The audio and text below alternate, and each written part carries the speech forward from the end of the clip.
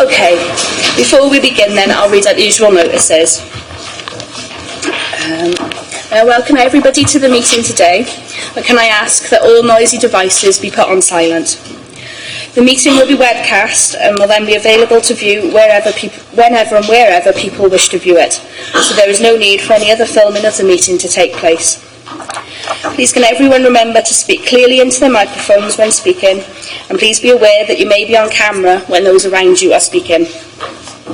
As a council, we welcome the use of the Welsh language within our public meetings, but as I have received no requests to use Welsh today, this meeting will be conducted in English only. There are no fire drills scheduled, so if the alarm sounds, please follow the green signs to the car park. And finally, if there are any motions proposed during the meeting, I will need them to be clear and preferably in writing before we go to the vote. Okay, we move on to agenda item 1 is attendance. Can everybody sign the register which will be circulating? Item 2 is apologies for absence. Have we had any this morning? Yes, apologies from Councillors Giles Davis, Cathy Evans, Sue Malson, Ray Mills, Norma Parish and Colette Thomas.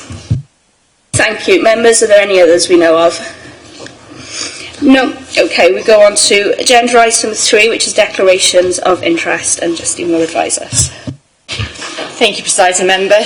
Members, as always, it's a matter for you to declare any interest you have in the agenda items. However, to assist, the leader has a personal interest in agenda item 14, as he's a member of the Cabinet of the Cardiff Capital Region. In relation to the motion proposed by Councillor Rapier at page 237, members may feel that they have an interest in the motion proposed if they are a member of a trade union. However, can I state that this is a personal interest only, not prejudicial, as it does not affect councillors' pay. Therefore, there's no advantage to you at all. Therefore, as it's a personal interest, you can speak, vote, and do not have to leave the room in relation to it. Can I remind you that there is a declarations of interest form attached to the attendance sheet. If you do have such an interest, could you please sign that? Members, perhaps we can deal with it in this way. If you do have a personal interest, could you raise your hand now? Thank you very much. Okay, thank you. Are there any others people wish to bring up at this point? No. Okay, if we go on to agenda item 4, which is confirmation of the council minutes from the 24th of September. Are there any matters of accuracy anybody wishes to raise? If not, are we happy to approve those as an accurate record? Yeah, thank you. Okay, we go on to item 5 on page 33 of the agenda, which is updates on actions. Are there any questions or comments on it? No. Okay, then if we go, item 6 is receipt of petitions. Yeah. Who is coming back? No. Sorry, no petitions today. Item 7 is public question time. And I believe there are no public questions. So straight on to item 8, announcements from the leader. Thank you, Presiding Member. 2 items to report back on. Firstly, I'm pleased to report that Adult Services received positive feedback following a review of their older person services carried out by the Care Inspectorate for Wales and Health Inspectorate for Wales. The inspection report highlighted how well the division supports older people to voice their wishes in what matters to them. It acknowledged the positive and maturing relationships with the Health Board and praised how the division has redesigned to deliver a preventative and early intervention approach. Adult Services have made great strides in supporting older people to remain independent in their own homes for as long as possible. I know there's more they plan to do, including developing closer relationships with the community, third sector and health services, so I'm sure members will join with me in offering our thanks and ongoing support for any future developments, and our thanks particularly to Jill and the staff in that area. Secondly, I'd like to thank all those involved in the event last week to launch our menopause strategy, particularly the Chief Executive. Joe Gordon and Kelly Preston for their leadership on this important issue, which of course is important to so many of our staff. I'm pleased to say that the event was a success, was well attended, and that our approach has been adopted as best practice for the rest of Wales. So thank you to your members for your cross-party support on this important issue. Thank you, Lisa. Chief Executive, do you have any announcement? No, thank you, Madam Presiding Member. Thank you. We move on to agenda item 9 then, which is presentation of awards for the Strive for 95. I'm going to ask Dave Yard to introduce it.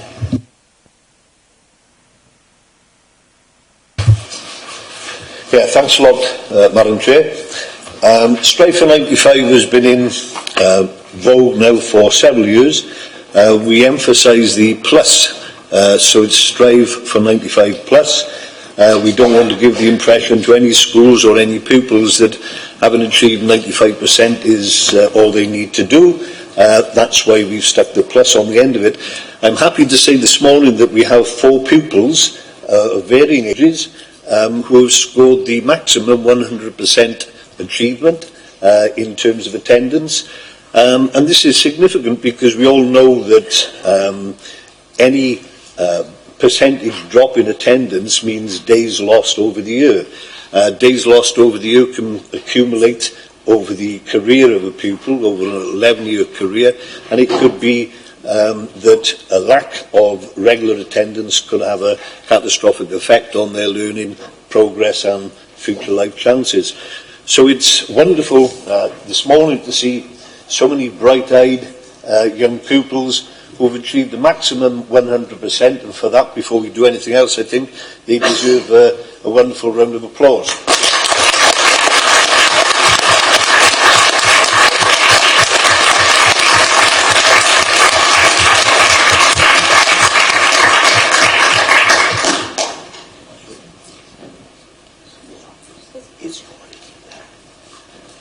This is Isabel from Hentless Primary School.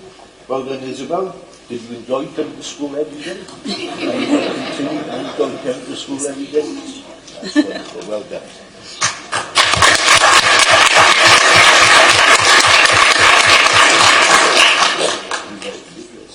Yes? That's a wonderful achievement. I bet your parents are very proud of you. Well done.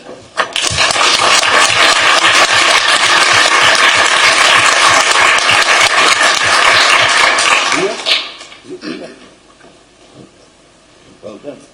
This is Nia, another 100% achiever. Well done, that's fantastic. Continue the good work.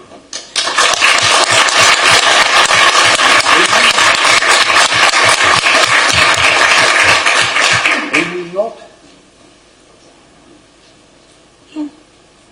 Amy Knott's in Albans RC? Not there. Well, I think she deserves a round of applause anyway.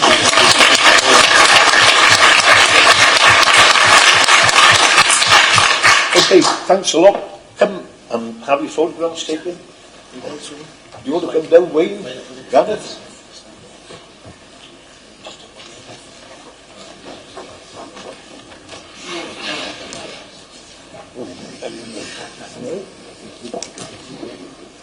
Yes, soon. All right. I'll be there.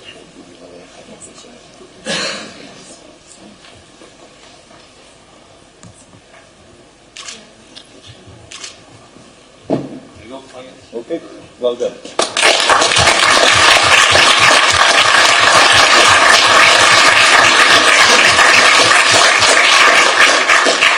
Thank you ever so much for taking the time out to come in today and highlight the success. Okay, we've got agenda item 10, which is another presentation, this time on National Lottery Heritage Fund and its 25th birthday.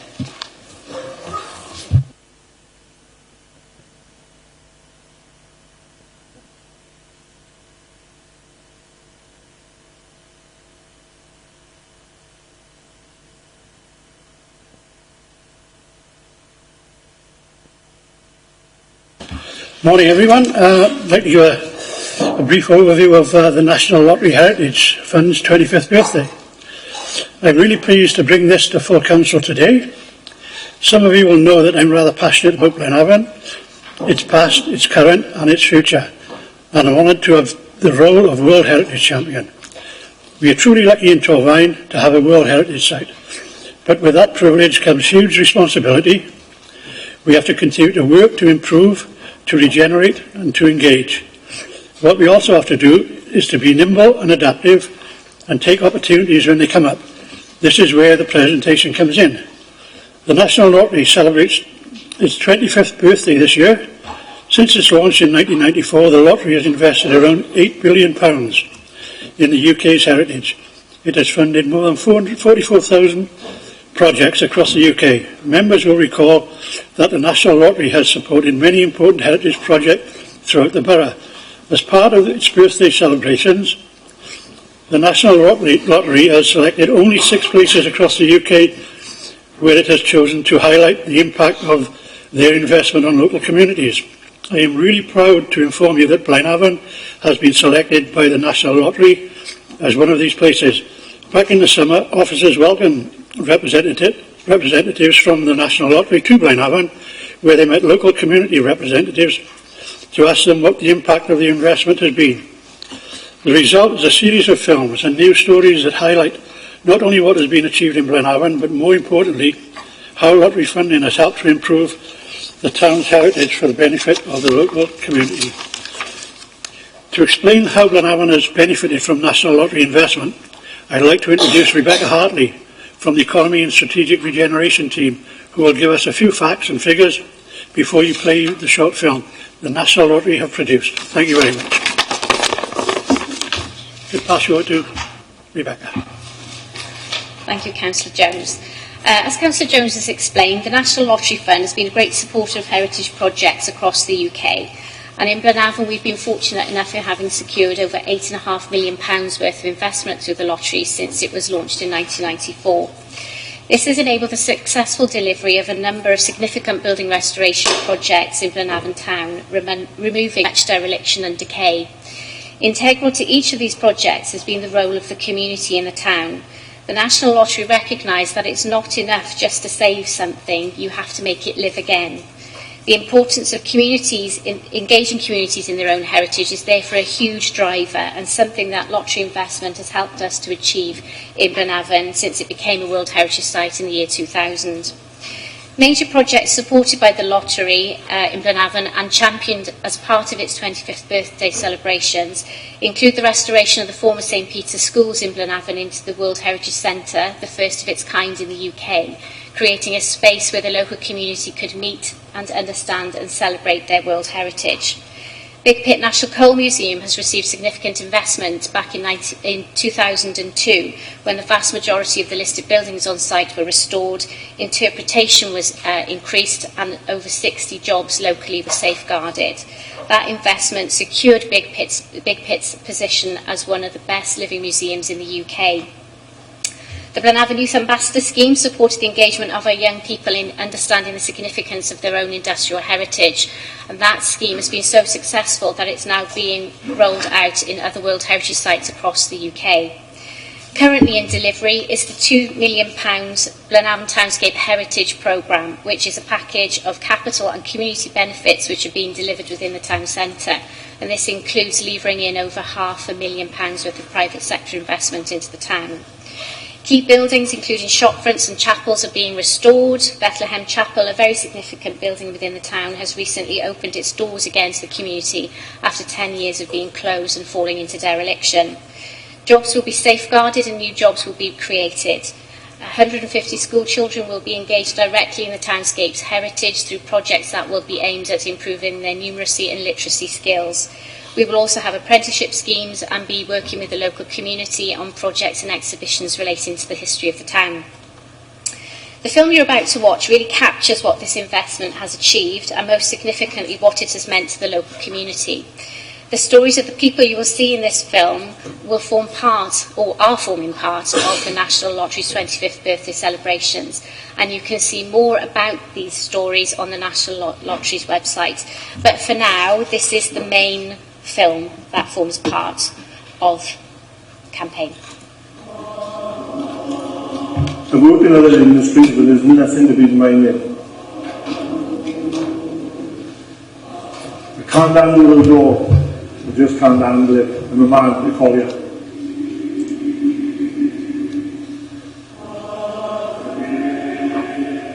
Your fathers worked there, your grandfathers worked there. My wife was even manageress of the canteen. And 40 years next year, we still together. There was an old saying years ago when I came out of school. You'd always find a job at home.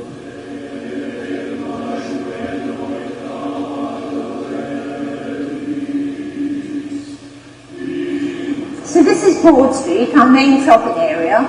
At one time in its heyday, there were 116 different businesses here, and that would have been the time when everyone did all their shopping in town. There was a thriving community at the time, and it's the same as everywhere. Pit closures, the communities die.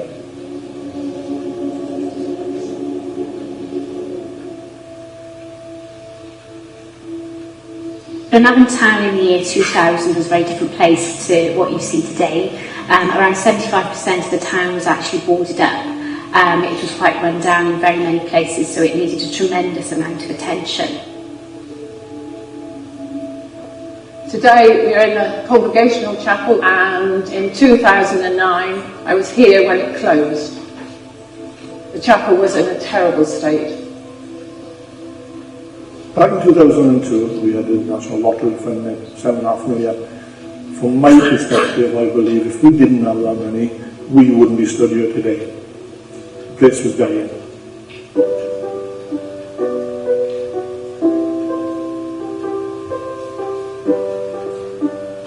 I always thought when it closed that this was a building that should be used for the community, and this is what's going to happen. I'm a disabled punk. I'm not the standard guy that goes to Welsh Chapel, but everybody here is so welcoming. You feel so involved in what the community does. A building like this enables that, and I've never felt as at home as much as I do here. This staff is connected to the Heritage Centre. Tourists, people from far away, people from the town, in and out all the time. You never see the doors clear. This is what they call the pit end baths. Yeah? So this was built in 1939, paid for by the miners. This was done up with the funding from the Heritage Lottery money. You imagine 300 people in there battering it out. Takes you back a bit. This will bring a hope and an optimism, I think, to the town to see this building coming back to life. There's a sense of pride in what the town has been. There's a sense of pride in what the town could be, but it needs spaces like this to let that spirit thrive, and this is what the refurbishment here enables. Glenavon as a place is absolutely amazing, I think, because of how small it is. You know everyone, and it's so beautiful to go out and think, oh, I'm no longer than 2 minutes away from someone I love.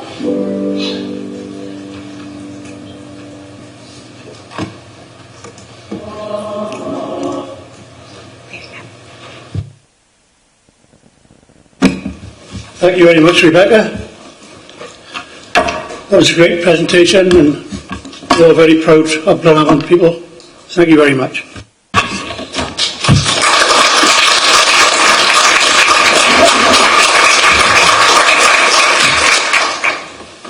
Okay, members. Stuart, did you want to speak? Thank you, Madam Presiding Officer. First of all, I'd like to thank everyone involved with all the work over many years. I was fortunate to be in the Workman's Hall when we received the news from Australia that we'd received World Heritage status. Very, very proud day for Glenavon and for the borough, actually. I'd like to pay tribute to a couple of people that helped us to achieve that status. One of them was Clive Grace, the former Chief Officer here at that time, with huge support of John Roger, who was a main instigator in bringing this to Torvine. And of course, local councillor at that time was Neil Lewis, who played a huge part as well, along with the council at the time. And it's been a great achievement, and I am very proud to be a Glenavon resident. I'd like to pay tribute to Rebecca and Kath Thomas as well, and the regeneration team, who have done very, very good work over the years, and you've seen some example of that today, so well done all.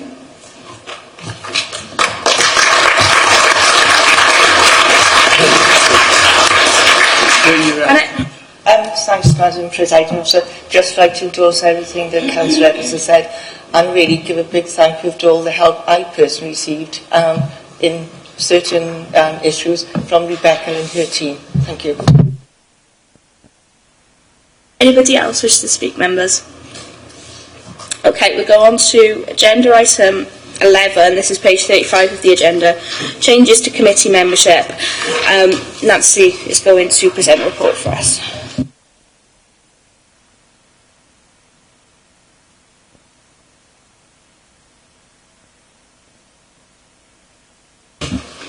Good morning, members.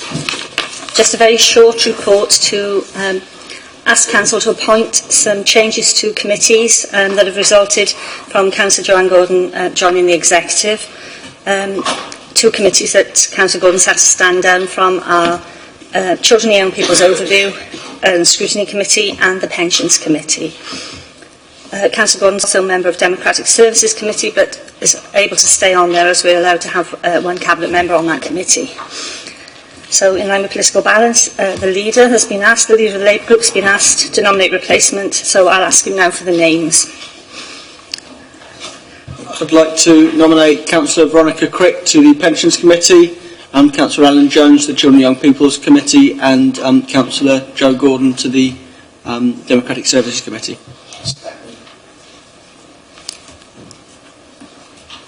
So if we could just move to the recommendation, members, that Councillor Alan Jones be appointed to Children and Young People's Overview, Councillor Veronica Crick to the Pensions Committee, and Councillor Joe Gordon to remain at Democratic Services. Members, it's been moved and seconded, so unless there's any burning issues, if we have a show of hands, those for. Those against? And any abstentions? Thank you, members, that's approved. Go on to agenda item 12. This is page 37, annual performance report, and we'll ask Alison to present. Thank you, Madam Presiding Member. This is the report that we bring to Council every year. It's the Council's 2018-19 annual performance report. Members will be familiar, I'm sure, by now that under the Local Government Wales measure of 2009, we are required by law to publish an annual performance report. It does include the statutory performance indicators, but it includes a lot of other information about our performance also, and it is intended to be a document that the public can access and read. There is, of necessity, some technical data in it, but it's also got a lot of narrative in it as well. So it is important that the report is accessible to both internal and external audiences. We're required to publish it before the 31st of October in the financial year after the information is related to. And that's important to think about when you're considering this information. It is a year old. It's the 18-19 performance information, and that will always be the case because of the nature of the performance reporting regime. So in the past and continuing to this report, to ensure consistency, we've made the objectives within the improvement objectives within the report to match up to our corporate plan priorities, which members will know are a green and clean Torvine, educational attainment for our young people, and protection of vulnerable people. So the improvement objectives are centred around those three corporate objectives. As members will remember, we adopted that corporate plan in 2016, and it runs from April 2016 until March 2021. So 18-19 is our third annual report under that 2016 corporate plan. The detail of all of the improvement information is set out in the appendices, and the chief officers are here if the members have any detailed questions about particular aspects of performance. So just to summarise, the report will include details of the activities we've delivered, some narrative descriptions and performance updates to show where we've been successful and where we've been less successful in achieving our objectives, reported performance against the public accountability measures which everybody in Wales has to report against, details of how we've used outcome-based service planning to progress our outcomes, details of where we've worked successfully in collaboration, because that's clearly very important under the current legislation, and a self-assessment of our progress against our stated objectives. So members, as I say, it's an annual report, and please bear in mind that it does refer to the previous year's performance, but on that basis I would draw your attention to the recommendation, which is that you approve the 2018-19 annual performance report. And as I say, any questions on the details of performance, the Chief Officers will do their best to answer. Thank you. Thank you. Members, any questions or comments? Yeah, Alan. Thank you, Madam Chair. I'd just like to highlight one thing. Page 88, percentage of planning appeals dismissed. Our performance has got better significantly. It's gone up from 54.55 to 90.9. So I think it's fair to recognise the sterling work undertaken by our planning staff and planning committee in achieving that. Thank you.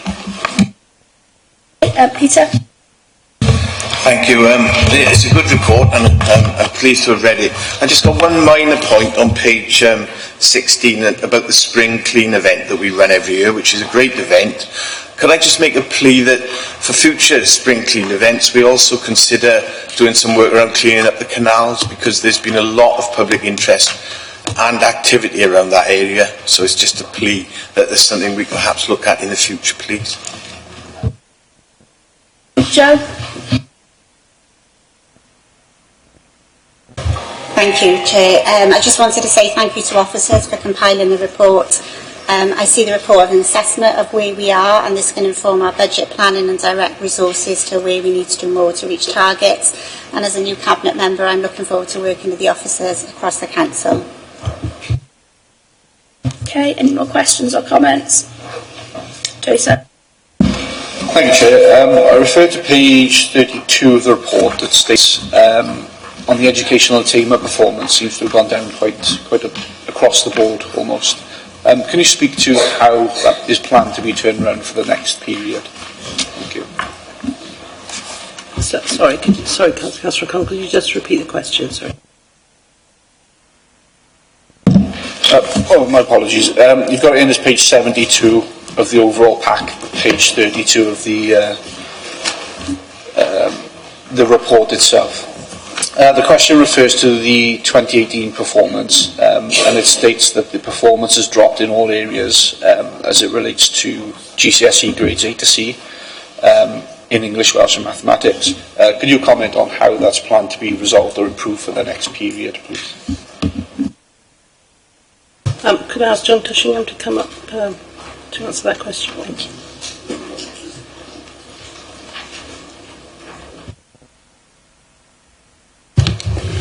Thank you very much for the question.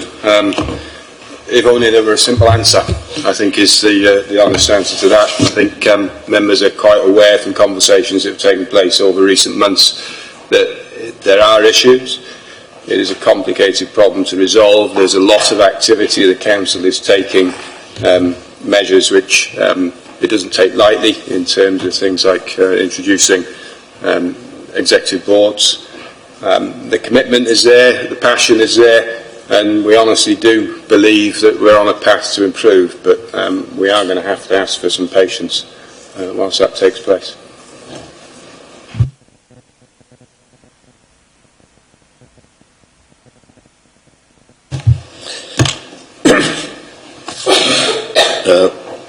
Thank you, Councillor O'Connell, for the question, and thanks for John for intervening there. I would only add to what John Tushingham said that we have a programme of intervention meetings in many of our schools now that we feel are in need of this intervention and support that comes with that from the EAS. Certainly in the primary sector, this is proving to be very, very successful. As you're probably aware, if you've looked at the categorisation reports for the primary sector, we are improving and improving year on year, and we hope that in the next round of categorisation, and while we're on the issue of categorisation, I wouldn't hold your breath. That might very well change, because the powers that be are taking deliberate steps there to work out whether or not categorisation is worthy of continuing with, because there have been some blips. I think overall the categorisation process has proved to be useful, its application. I think it's proved to be successful, certainly very successful in the primary sector. In the secondary sector, not so much, and it's the secondary sector that we're having problems with, and it's the secondary sector where these intervention boards are put to their best use. I think we're already seeing some green shoots, very small green shoots, but they are there, and we are working with the schools, because, as you probably know, with every intervention there comes a package of extra support for those schools who are in need of that particular attention. So I think all in all, whilst it isn't a question of trumpeting success, I'm quietly confident that the secondary sector can move forward. It's fortuitous that John Tishenham referenced the IEB. We have one IEB in position at the moment. We thought that was the best thing to do under the circumstances. The feedback that we're getting so far from the interim head at Combran High School is that things are settling down a little. That isn't giving us any cause for sitting back on our laurels. There's a tremendous amount of work to be done there. We are doing it, and I would hope, to echo John Tishenham's words, I hope that you give us some breathing space to get on with that job, because it is a pretty mountainous job that we have to do there. But all in all, I think that the education service is moving in the right direction, but it's a bit like a juggernaut at sea. They can't just turn around at the drop of a hat. There's a hell of a lot of work that has to be done. There's a hell of a lot of work that's being done by some dedicated professionals, and I support the work that they are doing. If I could just come back, and I absolutely echo your comments on Combran High School. The feedback I've received from the community is that it is heading now in the right direction, so I think the IEB has been established there and is doing, or starting to do, some good work along with the temporary head, so that is a good thing. One of my frustrations over the past couple of months has been the inability of members and the public to analyse Torvine's results as it relates to GCSEs, and I understand the reasons why, but it doesn't allow us to establish whether things are heading in the right direction or whether they've stagnated or fallen back. So my request would be to you to publish the results of the last year, and allow members to greater scrutinise those results. Well, you know, because I think we've had this conversation, if not one-to-one, then certainly generally. We had a members' seminar several weeks ago where the pros and cons of this particular process were elaborated on. My own view is I wish that there wasn't an embargo. My own view is that were we allowed to proceed with cascading those results earlier on, that particular conversation wouldn't necessarily be behind us, but it would have been started, and I think the way to get some clarity here is to engage with the members in general, and through the members in general to the public at large as well. But we are where we are. Jason, you know very well that we are under an embargo, and it's a decision that I'm not suggesting for 1 minute that I would agree with, but it's a decision that under the aegis, if you like, of collective responsibility, we are bound by it. I'm not in the game of predictions, but my guess is that before the end of the year we will have some clarity on how to cascade those results and how to deal with any engagement with the elected members. I will say this though, that under the new system of Cap 9, we are quite pleased with the way things are going.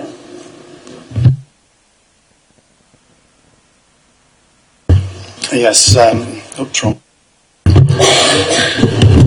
Can I, if you don't mind, can we just refer back to the member seminar? I did ask a question at that seminar with regards to as to whether we had an embargo on it or whether it was a voluntary thing, and it was established at that meeting that it was voluntary and that we have chosen not to publish it. Maybe we could revisit that if we could, please. The whole idea of collective responsibility, and this is how it works, yes, we weren't told that we had to, but a decision was taken by the 5 communities, by the 5 local authorities in the region, and we decided to hold to that particular decision. Whether or not we, as a council, as an individual local authority, can take that decision, I would rather talk to the other 4 local authorities in our region and engage with other regions as well to see what the consensus view is, because I know that there is some disquiet throughout the 22 local authorities in this embargo. But I come back to the premise that you're talking about. Is this a choice, or are we forced to maintain this embargo? It was a choice that we took because we believe in the collective responsibility. I take on board your comments, and I will discuss this with my colleagues at the level of GEG and hopefully at the All Wales level as well. But in any event, these results may very well be in the public domain before the end of the year. And before they're in the public domain, clearly they will be brought to the council. Okay, just to forestall anymore, I think we've covered that, and if there's any more discussion, I think it's to be had outside here, because this is obviously annual performance report. Hugh. Yes, thank you, Madam Presiding Officer. I recognise the challenging role that the exec member has on this particular portfolio, and take on board the comments he's made, particularly surrounding Cwmbran High School. But this was identified as a corporate priority as far back as 2016. His earlier answer, although it suggested that it was going to take time, it also implied that there'd been gradual year-on-year improvements. But that clearly hasn't been the case. Whilst we're looking at performance, and I appreciate we are looking at the period covering 18-19, we're not talking about currently, but I do have a question. If you look at pages 32 and 33 of the report, where you've got a column marked improving or target met, it's very sad to note, unfortunately, the direction in which these arrows is pointing is downwards for the majority of the measures that were in place for that particular period. My question, however, is concerning the actual performance targets that were set for the period and failure to achieve those particular targets. In fact, a number of measures actually showed a decline on the performance from the previous period from 2017 to 2018. And in fact, going forwards for the current period, 2019 to 2020, for measures 1 and measures 2, there's no targets being set at all in the report. They're marked as non-applicable. I wondered, please, whether the exec member could provide further information in how those targets are set for the next period, what input goes into setting those targets, and also some further information as to whether these targets are realistic and why some have not been set for the next period, please. I'm going to bring the leader in because he's indicated, okay? I'm going to bring the leader in first. I just wanted to add 2 points of context here. I believe this is the year, and correct me if I'm wrong, officers, where the general trend across Wales was the percentage of level 2 plus was down, and we actually went up in the league table in Wales because ours went down less than other authorities. I think that's an important bit of context, not to devalue the importance of your question, because I agree entirely we should always be aiming upwards. And on the targets, I believe they're national targets, and they've switched to the Cap 9 score, so that's not our decision to remove the targets as such. It's a national decision to switch to the Cap 9 targets. But on the overall point, I agree we need to sort of continue that pressure to aim higher and improve. Right. I believe, thank you for that intervention, Leader. Hugh, I believe your question is who sets the targets, what's the process? Right. Well, the targets are set, the staff, members of staff, the teachers and leadership look at the targets. They then converse with the PA, the challenge advisor, our CAs. And the challenge advisor doesn't have the final say, but he does advise right throughout the process. There have been incidents or incidences in the past where those targets have been altered, shifted, because the wisdom of the challenge advisors is that those targets are too high or too low, and if they are too high, they are dropped a little bit. If they are too low, they moved up. But ultimately, the decision lies with the head and the senior staff. In this sense, it's not an exact science, but we do review the situation every year, and we will be reviewing it again this year when we have the round of what we call summit meetings that normally would have taken place during early September, but will be taking place now shortly before Christmas, towards the end of November, I believe. And we will rationalise these targets and the way they are set, and if we believe it's necessary, we will reconfigure the process as well. Thank you, Madam Presiding Officer. The reason why I raised that particular issue, and I take on board the comments that the leader made about why there's no future targets being set because of a change in the process. There were targets that were set for fairly significant increases in the magnitude of about 7, 8, 9% year on year, and then the actual performance showed a decline on the previous year's performance, and this is why I was trying to get a better understanding of the mechanism, because that's a fairly significant increase that we're proposing from one year's performance to the next, to raise it by 8-9%. I'm looking at particularly, the measure ones, but I think if there's the mechanism in place for revising those targets and checking the appropriateness of them, then I'm satisfied in the exec member's response. Okay. Members, any more questions or comments on this one then? Okay, can I have somebody to move and second the recommendation? Thank you. Okay. Can I have a show of hands? All those in favour, please. Thank you. Anybody against? Any abstentions? Thank you. Those were approved. Okay, if we go on to agenda item 13, which is the Torfaen LDP annual monitoring report.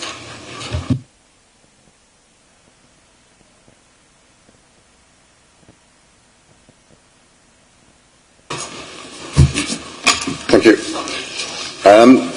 For the Torfaen Local Development Plan and Monitoring Report, following adoption of the Council's Local Development Plan in 2013, there is a statutory requirement to produce a report each year to monitor whether the LDP strategy and strategic policies are being implemented, and if not, then to identify steps to rectify this, including a full or partial review of the LDP. This report details the 2019 Annual Monitoring Report, which is the 5th Annual Monitoring Report produced by the Council. Following the previous 2017 and 2018 AMRs, which showed there was evidence to indicate that there is a need for a full review of the plan, a review was carried out and work has commenced on a replacement plan. Whilst work has commenced on a replacement plan, there is still a requirement to produce the annual monitoring report on the existing plan until it expires or superseded. I therefore present a report giving details of the 2018 AMR, which is included as Appendix A to the report. The 2019 report provides details of the monitoring framework at Section 2, the contextual changes that have occurred since the 2018 report, which is included in Section 3, and important in this regard are the introduction of Planning Policy Wales 10, which was done in December 2018, the National Development Framework, which is currently out, produced by the Welsh Government, which is currently out for consultation, and the potential strategic development plan for South East Wales, which is the next item on the agenda following this report. The report then in Section 4 reviews the policies and strategy of the LDP, which particular issues of note are given in Section 4.3. The strategy and individual policies and allocations are looked at in 4.8. The conclusions and recommendations are then detailed in Section 5. The overall recommendation being given at 5.15 on page 28.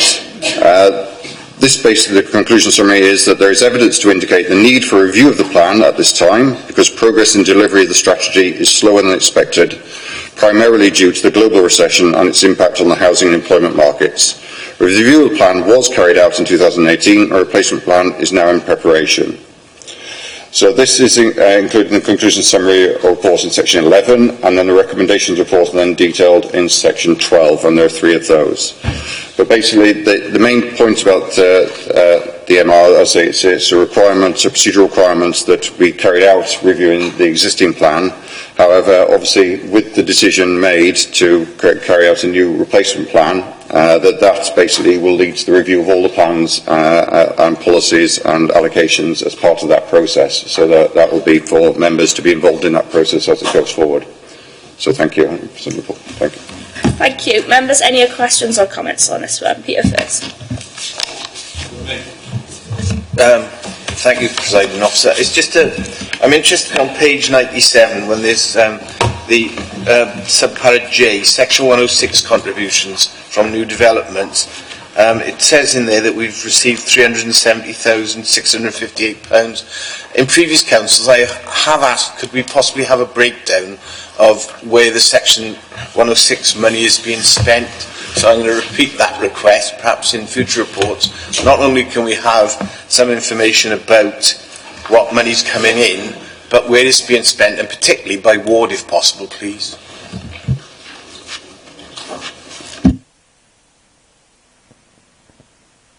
Stuart Ashley.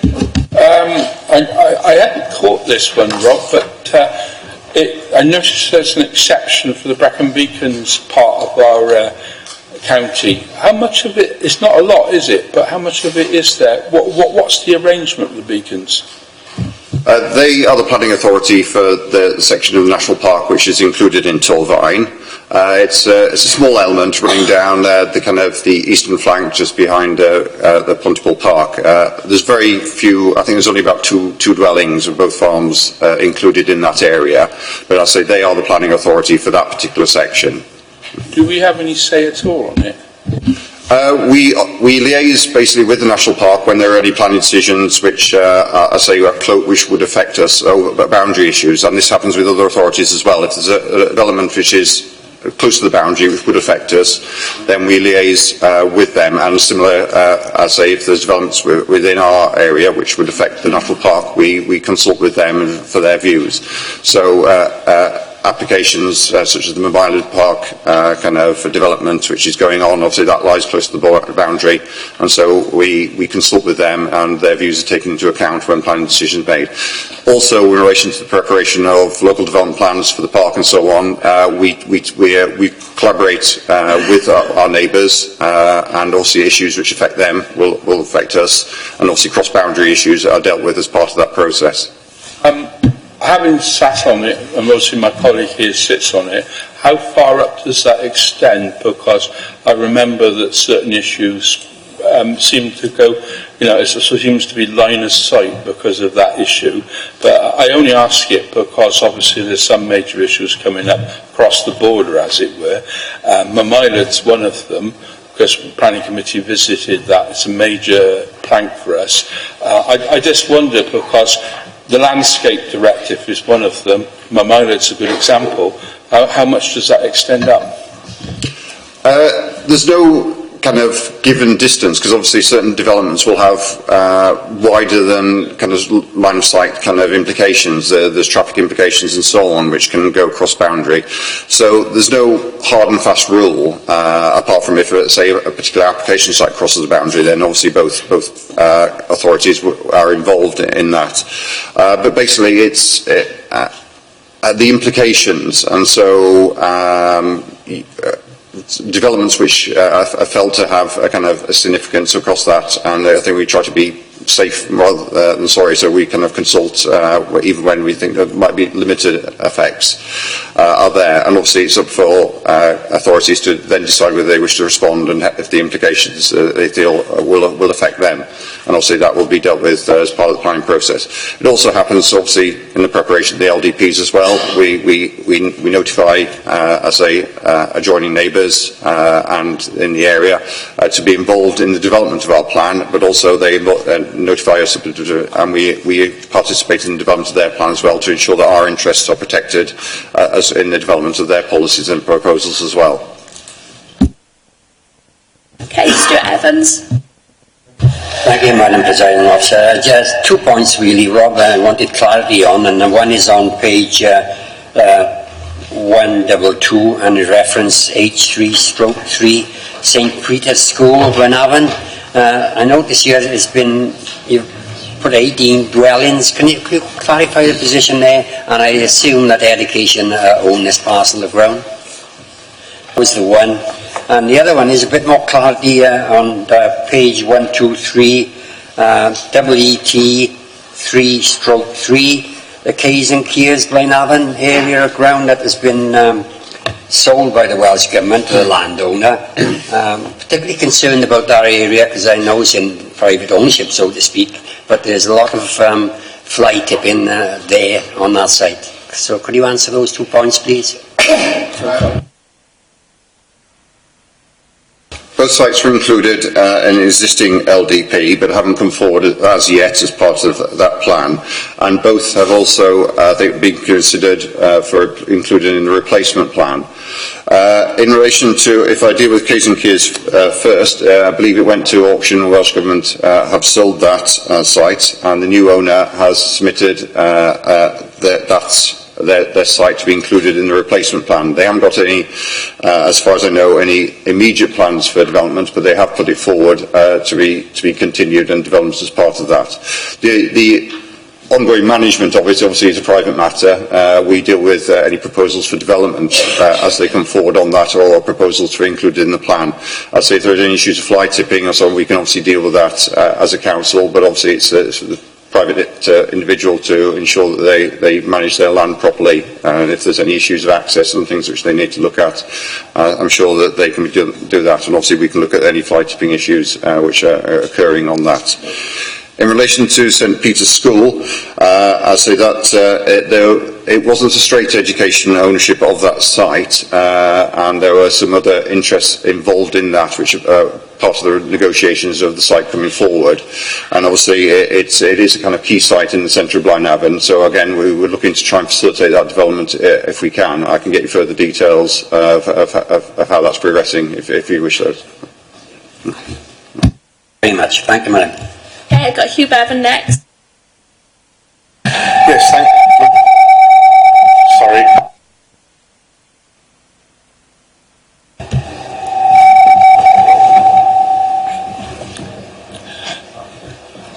Thank you, Madam Presiding Officer. I have a couple of questions, please, if I may. The first is regarding timings. I refer members to page 33 of our report, update on actions, which concerns the LDP and the legal opinion that's been sought as part of the South East Wales Strategic Planning Group and both for this particular council concerning the drop-dead date for the LDP with the expiry in March 2021. And I wanted to get some further information on the feedback that we had surrounding that. Concerns I have is that field officers are under a lot of strain to get all these reports done.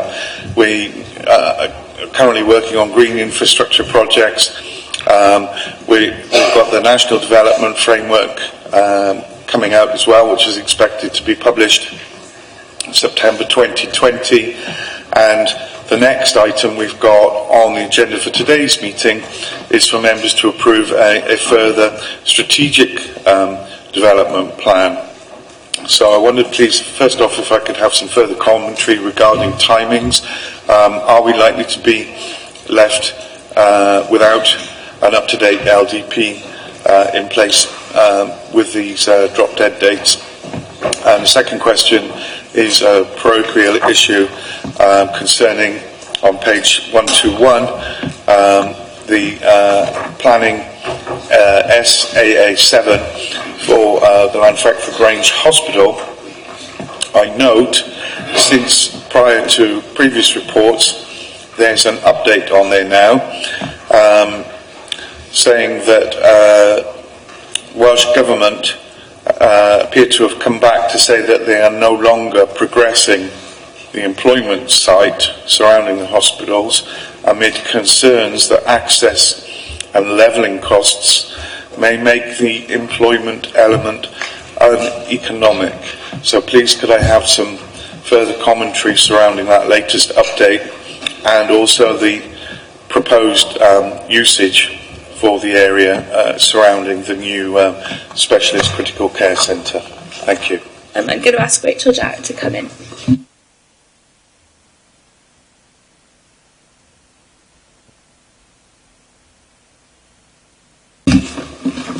Thank you, Councillor Bevan. Just on the, regarding the linking the AMR to your question on the action sheet earlier, we have received legal advice, barrister's advice on the drop-dead date as of 31st of March 2021 and what that means for the council.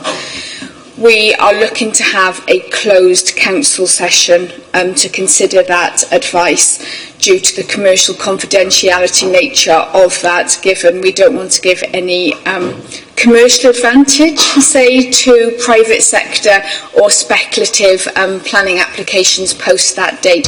So we're just in the process of considering that and getting it into liaising with legal for a suitable date for that item to come forward. Okay. Regards to Llanfrecfr and where we are on that, obviously I'm leading a project with the Niron Bevan and Welsh Government on master planning of that site within Llanfrecfr at the moment. The current LDP had the employment to the, if you look at the new hospital, to the left and housing to the right. What we've agreed as strategic partners to integrate with the new LDP is to actually look at it afresh and link it in with the wider candidate sites that have also come forward on the Llanfrecfr Pontia stretch. So it's master planned and not each site taken in isolation. We've, with Welsh Government and Niron Bevan, commissioned Lowndes, who are the partners with Niron Bevan currently, to actually look at the totality of that site, and we're aiming for that work to be done before Christmas. Okay, we've got Phaedra.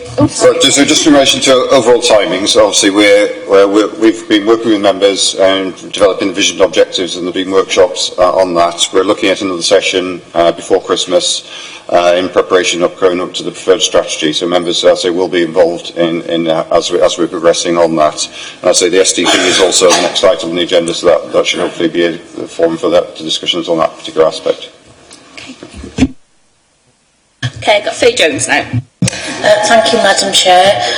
I'd like to take us back to Councillor Peter Jones' question about the 106 monies, and if we're going to have a breakdown borough by borough, how it's spent. And the other part of the question, I know that Robert was about to answer that, so could we have an answer on that one, please? Yes, we can provide those details. Basically, not only kind of where the money is coming in from, but also how it's spent as well. We have to kind of work with our finance colleagues as well, just to kind of detail how it is. But I'll say that those details can be provided. Thank you. Okay, I've got Neil Waite now. Thank you, Madam Chair. It's page 125, CF6. Playing fields at Eastern Fields of Cumnoscoy. We've been waiting for something like 18 years for playing fields to be provided in Cumnoscoy, which we fail to do every year, or every time we have the LDP. Could you let me know exactly where you were looking for any location for a sports field or football field? There's the adjacent Pontypool College proposal, which is coming forward, and again we're looking at the area in total as to what the provision is as part of that, to make sure that facilities are maintained or provided in the area as part of, say, the allocations in that section. Could I just get back?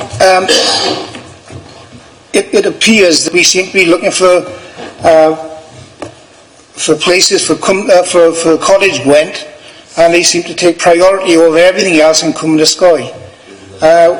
Like I said, 18 years we've been waiting for these football pitches to be provided, and I think it's an absolute disgrace to this council that we are still in the position that we are in now without a football pitch. Just in relation to that, say, as part of the previous plan, obviously we did include the allocation to try and make sure that is brought forward in that area. Unfortunately, obviously, as the planners, we can put in the allocations for that, but obviously we can't deliver ourselves on that, and obviously it requires the funding and the delivery mechanism to bring that forward, which we ourselves aren't responsible for. Okay, Stuart Ashley. Yeah, I just found something in here. Have we got any intention whatsoever as a council and in this plan of celebrating the fact that Cwmbran Newtown is 70 years old, and under the, I'm sorry to say, English partnerships was one of the new towns that was bought the post-war new towns, because it's actually quite unique in Wales. There's a small new town that was done somewhere in mid-Wales, but this was actually the only new town in Wales, and as such it's a unique place. And if you look on page, I picked it up, page 100, under the regional partnerships, it's really something we ought to be looking at. I know we talk about it down at Community Council, and we're looking at something down there, but the actual design of the place, the look of the place, it does, you know, we do actually need to revisit it. I just wonder if it's something we've actually looked at as a council. I suspect not. No, there was actually an event organised by the Royal Town Planning Institute, I think a number of years ago, which we helped coordinate and deliver presentations on that. Which we do celebrate the kind of the particularly unique position of Cwmbran as part of that, and I say were included as part of the RTPI celebrations as well. That they made a special journey to come here for an event to take place. I say that's a kind of number of years ago now, but we also promote the new town in association with the university. We host an event each year for new planning students who come to Cwmbran, and we present presentations to them as part of their course, kind of giving the unique place of Cwmbran in that. I say we have worked on this and been involved in a number of events which have provided that. If there's any further anniversaries coming up, again, we'd like to obviously be involved in that. Alison's going to come in first. Thank you, Councillor Ashley. I wasn't aware of it, so I suspect the answer to your question is no. It's not really a question for Rob, but I will discuss it with the leader. And Can I just come back, because one of the questions I've got is this is about place making. This is about the uniqueness of the place and what I wanted to see, because when we go out with planning committee, one of the questions we have is the uniqueness of the landscape.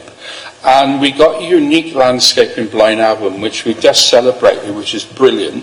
We've got a unique landscape in Pontypool, which is what it is. Now, the other unique landscape we've got is Cwmbran. And that's not reflected, I don't think. We've got some buildings that are coming up to being actionable there. We need to reflect that in the planning process and what we do with the place. So the point is, Rob's right, that was brilliant what we did there, the town centre, but we need to reflect that in our planning process and in our LDP. That was the point I was trying to get at, because we're talking about post-war jobs, and they're not everybody's taste, I know that. Some of the stuff down there is a bit I'm going to come in there, because the thing is, obviously, this is like a retrospective. No, I appreciate that. So if we bring it up, obviously outside of this item, but I think everyone takes your point. Yeah. Alan Slade next. Yeah.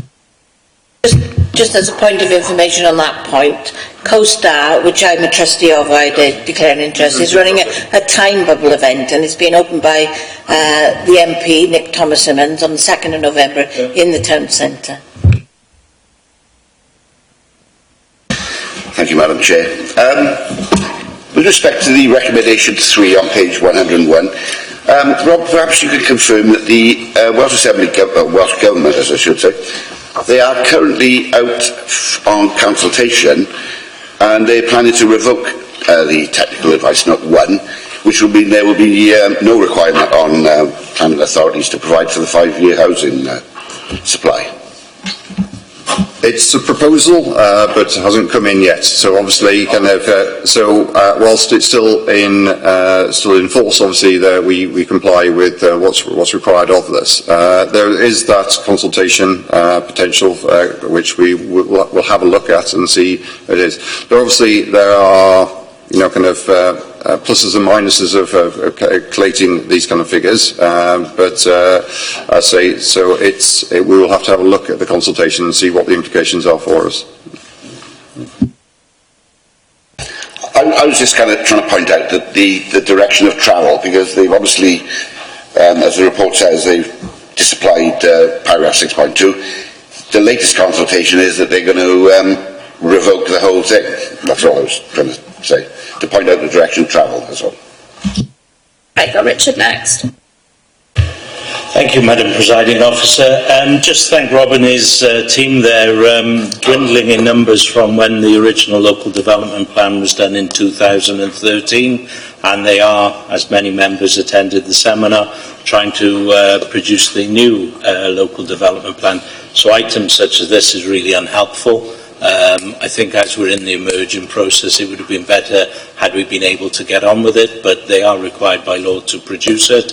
I did have a rice mill, not at Alan, but the consultation from Welsh Government, because as he's well aware, and members around this room, they do consult, but by the time they actually make their mind up, we've probably sat here 4 or 5 years on, so I'd never second guess the Welsh Government on their consultations and what finally happened. So big thank you to the team for what they're doing. I would encourage members, Stuart in particular with the point he made, that if they have got issues that they want to see going forward, to engage with the local development plan process. Many of you were at the seminar, and I hope you attend future seminars and shape the future of Torfaen. Janet. Your mic's on. Right. Can I have a quick update on the land off Giles Road, please? You say that the site's recently put on the market. Can we have an update on that, please?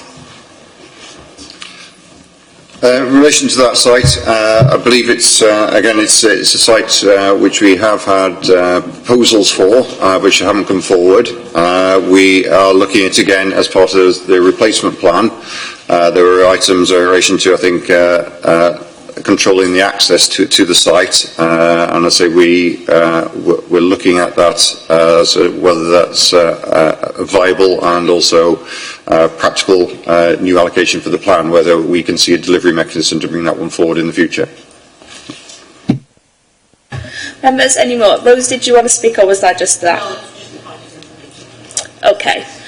Right then. So the recommendations are on... Madam, could I, before you take the recommendations, could I perhaps point out that recommendation 3 ends with the word "and"? I just wondered whether or not there should be something on the end of it, or the "and" shouldn't be there. Apologies for that, yes. You can obviously just remove that as part of the recommendation. We're just removing the "and".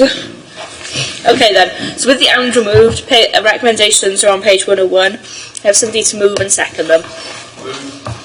Cool. And I have show of hands and those in favour. Anybody against? Any abstentions? Okay, those are approved. We move on to item 14. This is page 135 of the agenda. Proposals for a strategic development plan for the Cardiff Capital Region.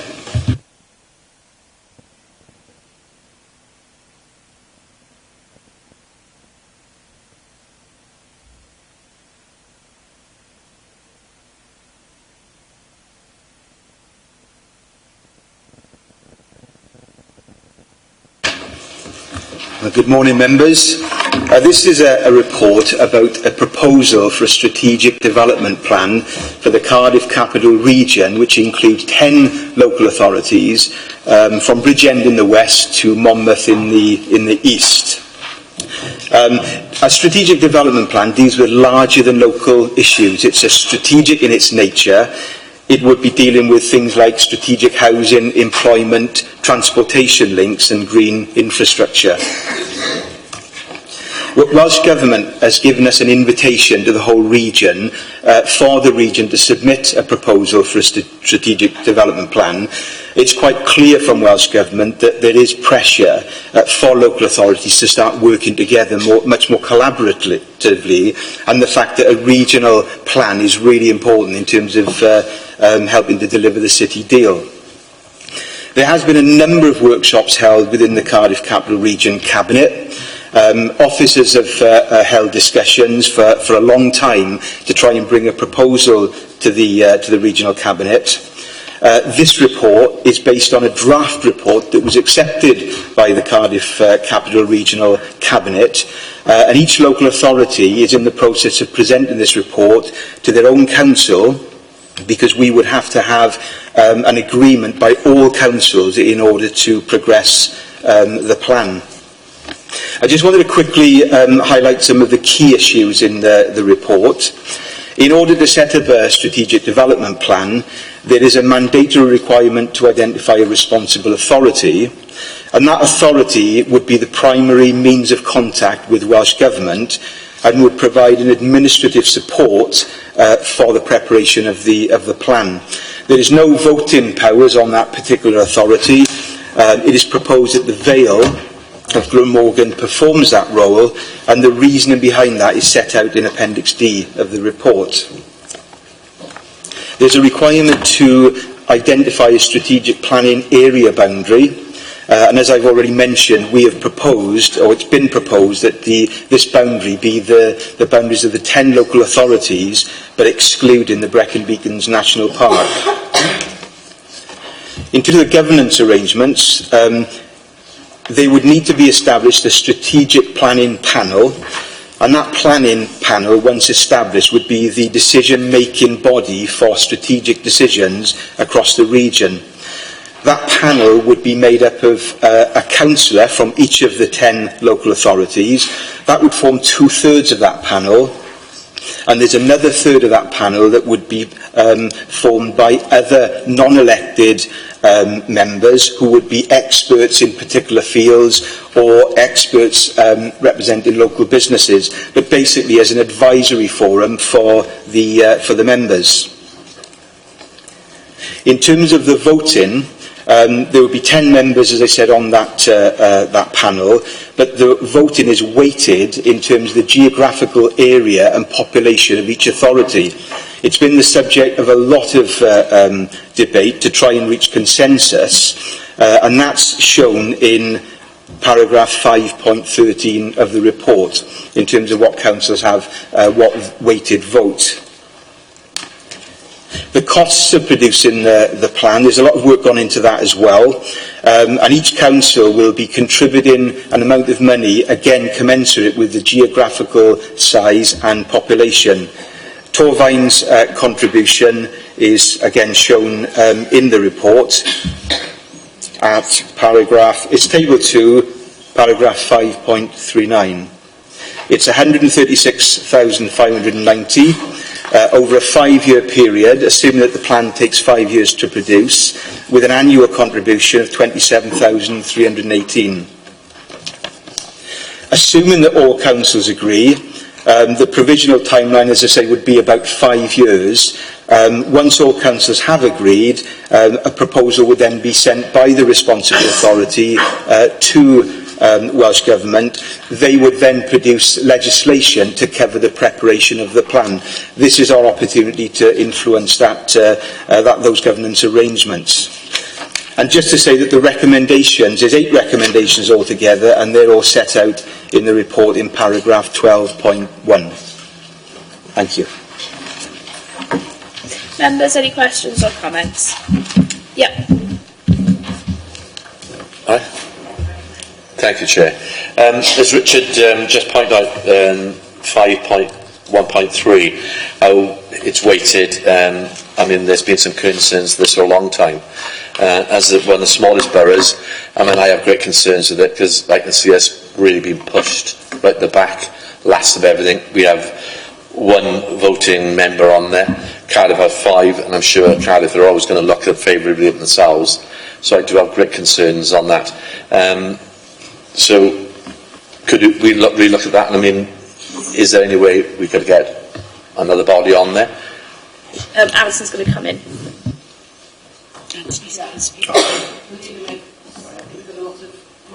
Am I on there? Yeah, the leader may want to come in on this as well, Councillor Burnett, but I've sat through a number of meetings where there's been very long discussion about how the weighting should be applied on the SDP, and it has been, a matter of compromising between 10 local authorities. I think it's fair to say it started off with a lot of people just wanting it to be on a population basis, which would have actually given Cardiff, to quote your example, more weighting. Then there were some representations that geographical area was important, because the more geographical area you've got, the more your land is likely to be affected. That was accepted as a compromise, so that changed the voting patterns around the larger geographical authorities such as Monmouthshire. And this is the best compromise we can come to. A bit like Brexit. We've been trying an awfully long time to find something that nobody necessarily totally agrees with, but everybody can accept, and that's where we've got to. So if the question is, can we reopen it, I'm afraid the answer is there isn't any way. This is the best compromise we can reach. But I think the leader might want to add to that as well. And if I could add a word of reassurance, I think that concern is, everyone is concerned that everyone else is going to gang up on them, and I guess that's the case with any sort of regional sort of alignment. I'm confident that the SDP panel isn't the kind of thing that's going to come down to majority votes. I would be very surprised if things even got to the stage of being presented to a meeting if there wasn't broad consensus around them. And so I'm not unduly sort of worried about that. What I was sort of insistent on is that though the cost should be apportioned on the same basis, that we weren't going to end up paying a tenth of the cost and only having, one member when others had five votes. But I'm pretty secure that, for example, Cardiff may be paranoid that all the Valleys authorities are going up and them.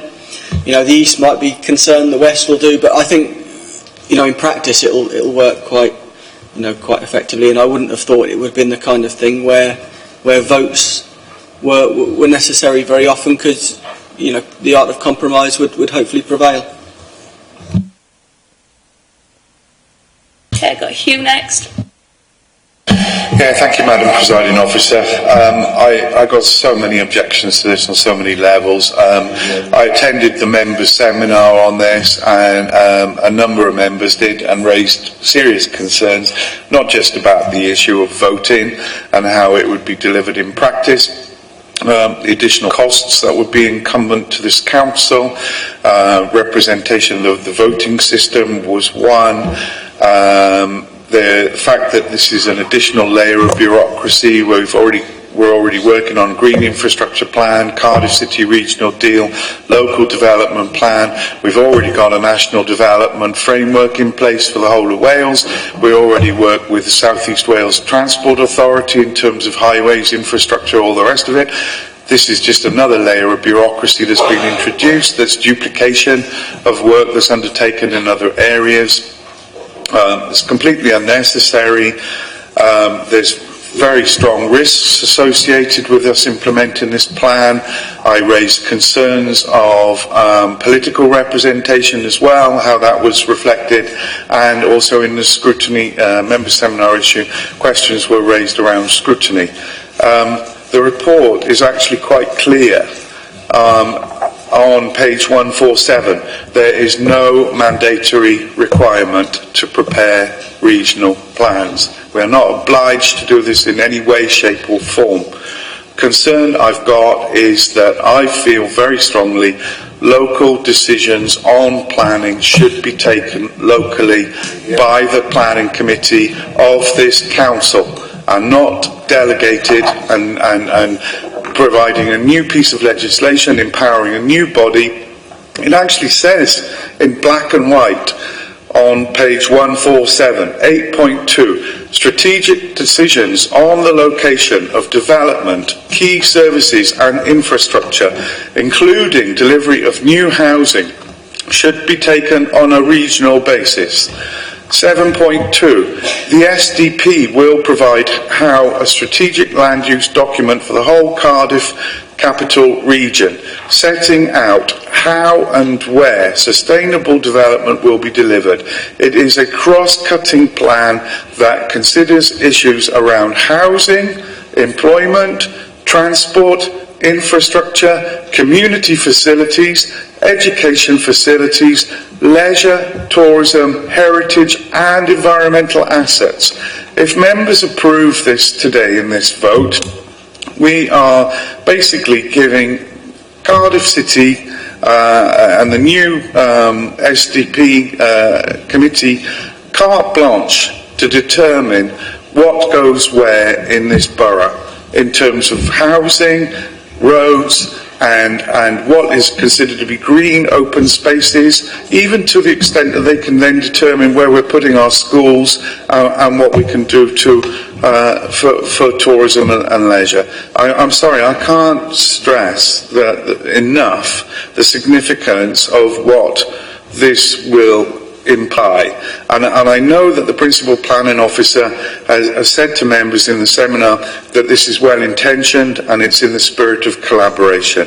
But I feel elected members here, where we're representing our wards, we will have little or no opportunity to have an impact on determining and deciding what is actually built within our local wards. Planning will be just purely a function of approving individual planning applications.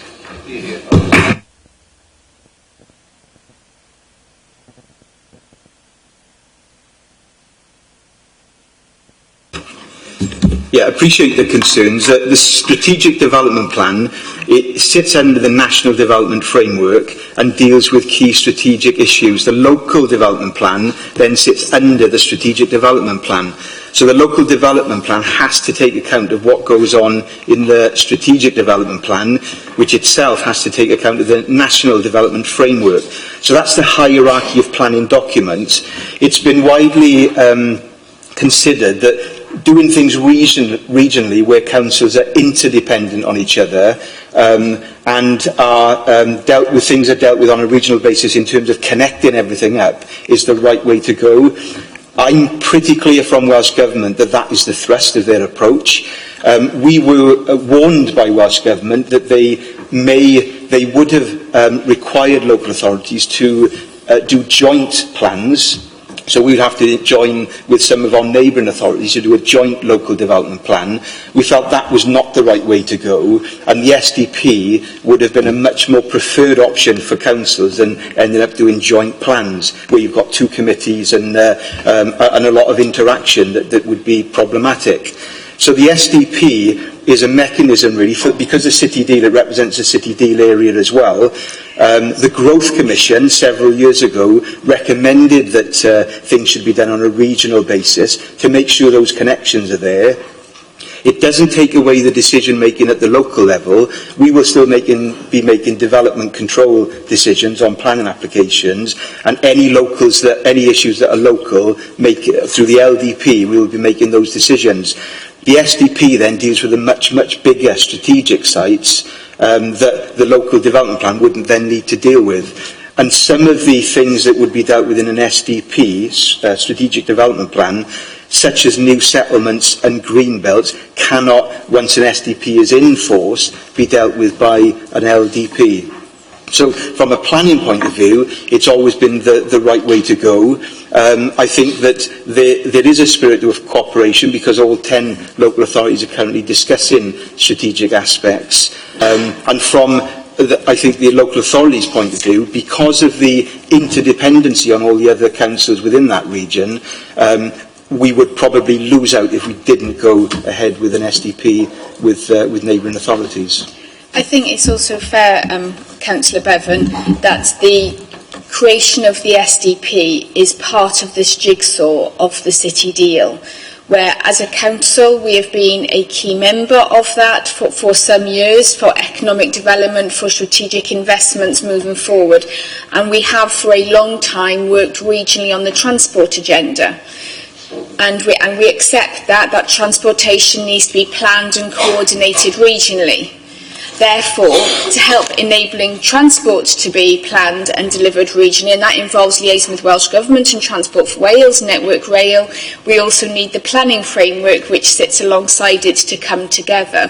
When we're talking about sort of like making us a region to be exciting or investable for the private sector to want to us, there are some key things that they look at Wales and compare us to other parts of England where they have regional planning, they have regional transport.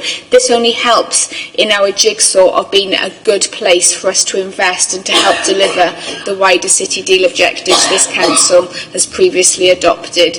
We do recognise it is a significant change, it is a moving upwards. I think it's also fair for council to know this is one area where the Welsh Government, under their local government reform, is looking at mandating this, and so we'd rather it be done bottom up, with the councils, with the South East Wales taking the lead on this, and saying we're already doing this, Welsh Government, under the local government reform, we're already working collectively because this is what we've agreed as the way forward for the region. So it is a change, we appreciate that, but it is being done in a good spirit of cooperation and trust and partnership between the 10 councils.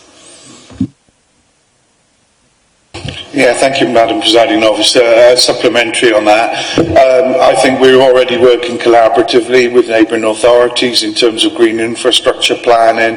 We've already been working collaboratively with organisations such as SUTA.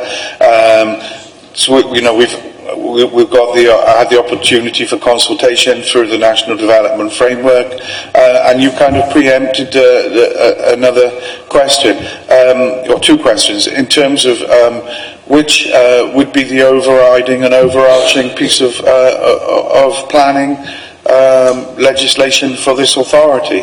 I don't want to be put in a position where any LDP, which we haven't prepared yet, we know that it's expiring soon and we have to compile a new one, is going to be subject to, doesn't really matter what we decide in that, if it's going to be, we have to defer to an SDP that hasn't been written yet, and that's going to have overriding, like the European Court of Justice, if you like, an additional layer of legislation. The concern I raised was that I wanted local decisions to be taken locally,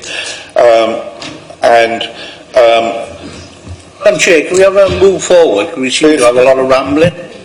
Yeah, okay. My final point is, on page 137 of the report, point 5.2 actually states, and this ties into what you were just saying just now, the City Deal Agreement gave a commitment to prepare a strategic development plan for the region. Well, I don't recall at the time that members were asked to vote on approving a Cardiff City regional deal at that time, that we were instructed then that in approving that Cardiff City regional deal, we were in effect also voting in a strategic development plan. And why are we now being asked to do that retrospectively, if that indeed was the case? Councillor Bednar, I'd have to go back through the actual report, but members were asked to approve the City Deal heads of terms and the joint working agreement as part of a report that came to Council. So, as I say, without actually reading the document again, I couldn't categorically say, but I'm pretty sure that was in the heads of terms, so members would have agreed it. Okay, I've got Nicholas next. I think, in fairness, that the vast majority of my points have been raised by Councillor Bevan. The only thing that I did want sort of clarity on is on item 7 on page 149, going back a little bit, I'm afraid, to the voting. Is the voting in this process, is it just... sorry, it's the wrong page, wrong question. But is voting done on a simple majority, or does there need to be a certain percentage on there? I believe it's a 7 out of 10 minimum with a 70% minimum quorum. So it's not just simple majority, you have to have 70% of members need to be there, and it's 70% threshold. That's 70% of those present, Anthony, or...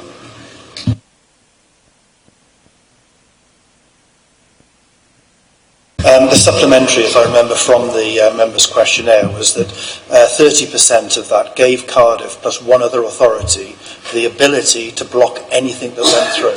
And this is one of the concerns that was raised. I'll have to just check my figures on that, because unless these voting percentages have changed, that if Cardiff plus one other authority decided they didn't like anything, because they only needed 30% of the votes to block something, that not only were they able to, we looked at it in the wrong way, in as much that at the time we were concerned that somebody could railroad something through, but the other case is that there is an ability for one authority plus another one.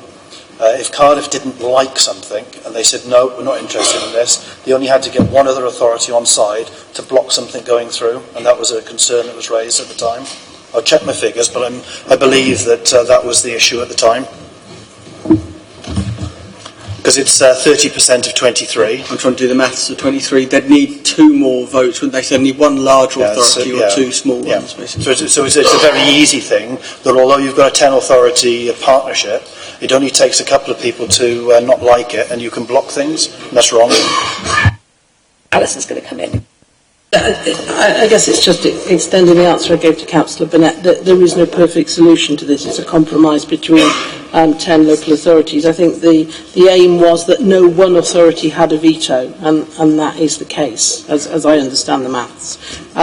There is no perfect solution that will suit everybody. This was very hard yards to get to this compromise. Okay, I have Jason next.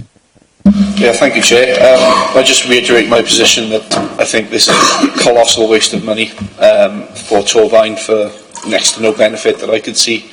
However, being a good Democrat, I do accept the result. My question is on the day-to-day working of this. We've committed 4 full-time equivalent positions on page 168 to the running of this SDP. Are they new positions, or are they going to be taken from the current resource pool that we have? The proposal is that they would be brand new positions, and the reason I think that we wanted, or they wanted to establish a team for the SDP is that team would be it would be a regional team for the SDP, not based in any particular authority. That doesn't mean, now I think that would be advertised properly, that doesn't mean that officers within the individual authorities can't apply for those jobs. It could be on a secondment basis, but the idea of the regional team is that they would act regionally and not, locally. But they are broken down regionally in this table, as in Torfaen will provide 4 full-time employees. No, sorry, that was the tables that you're talking about was a current situation. We were trying to get an idea of the resources of each authority. So that's all that is, some background information about. But the new team, the SDP team, will be a brand new team selected at the appropriate time. Yeah. Okay, Rob, next. Thank you, Chair. From where Torfaen is now to the future, if you like, I know there's been an awful lot of dialogue. I'd like to flip the coin, if you like, in regarding this particular question in regarding going forward. And my question is, basically, what would be the repercussions if Council did not, if you like, agree the recommendations today going forward, please? I think that's a very good question, and I thought about it myself. And the honest answer is I'm not sure. This is new territory. We're the first region to put a proposal in. There's no legislation yet on the preparation of the SDP. My feeling would be that if one council voted against that and didn't become part of the SDP, either there would be no SDP or that council would be excluded from the SDP process. What that means, the implications then on any particular council that's excluded from that process is very difficult to know. And so I know that's not... I don't think it'd be good, but I'm really not sure what the implications would be. If I can have a supplementary, because I've got genuine concern there, the fact that we haven't got a clue in regarding what would happen, if you like, I suggest that we find out at the end of the day, because this going forward, I'm not going to be... Okay, I'm going to ask the leader to come because he wanted to answer on it as well. Certainly, I'd agree with what Richard said. My view of the political consequences would either an SDP would go forwards, which we would be excluded from, so it would sort of be an island within it, or one would be mandated upon us, neither of which are particularly desirable, and both go to the realpolitik of this. It's better to design something ourselves than have it done to us. We're not an island. We're a small local authority as part of a region. Employers, transport, both of those things that drive economic development are regional. And I genuinely don't think sort of parochial protectionism will get us anywhere. As you know, I get the reticence people have, because this is in a way exchanging power for influence, but it's exchanging power for influence in order to achieve the greater good of the strategic approach regionally. Because if we are going to work regionally, and all the evidence from around the world is that you have to work in regions in order to attract investment. That's from across the world. The evidence is that we are one of the smaller regions, even between the 10 authorities. So we need to have that weight in order to be able to compete. And this, I think, is a key part of it. I would try and reassure members, it's not...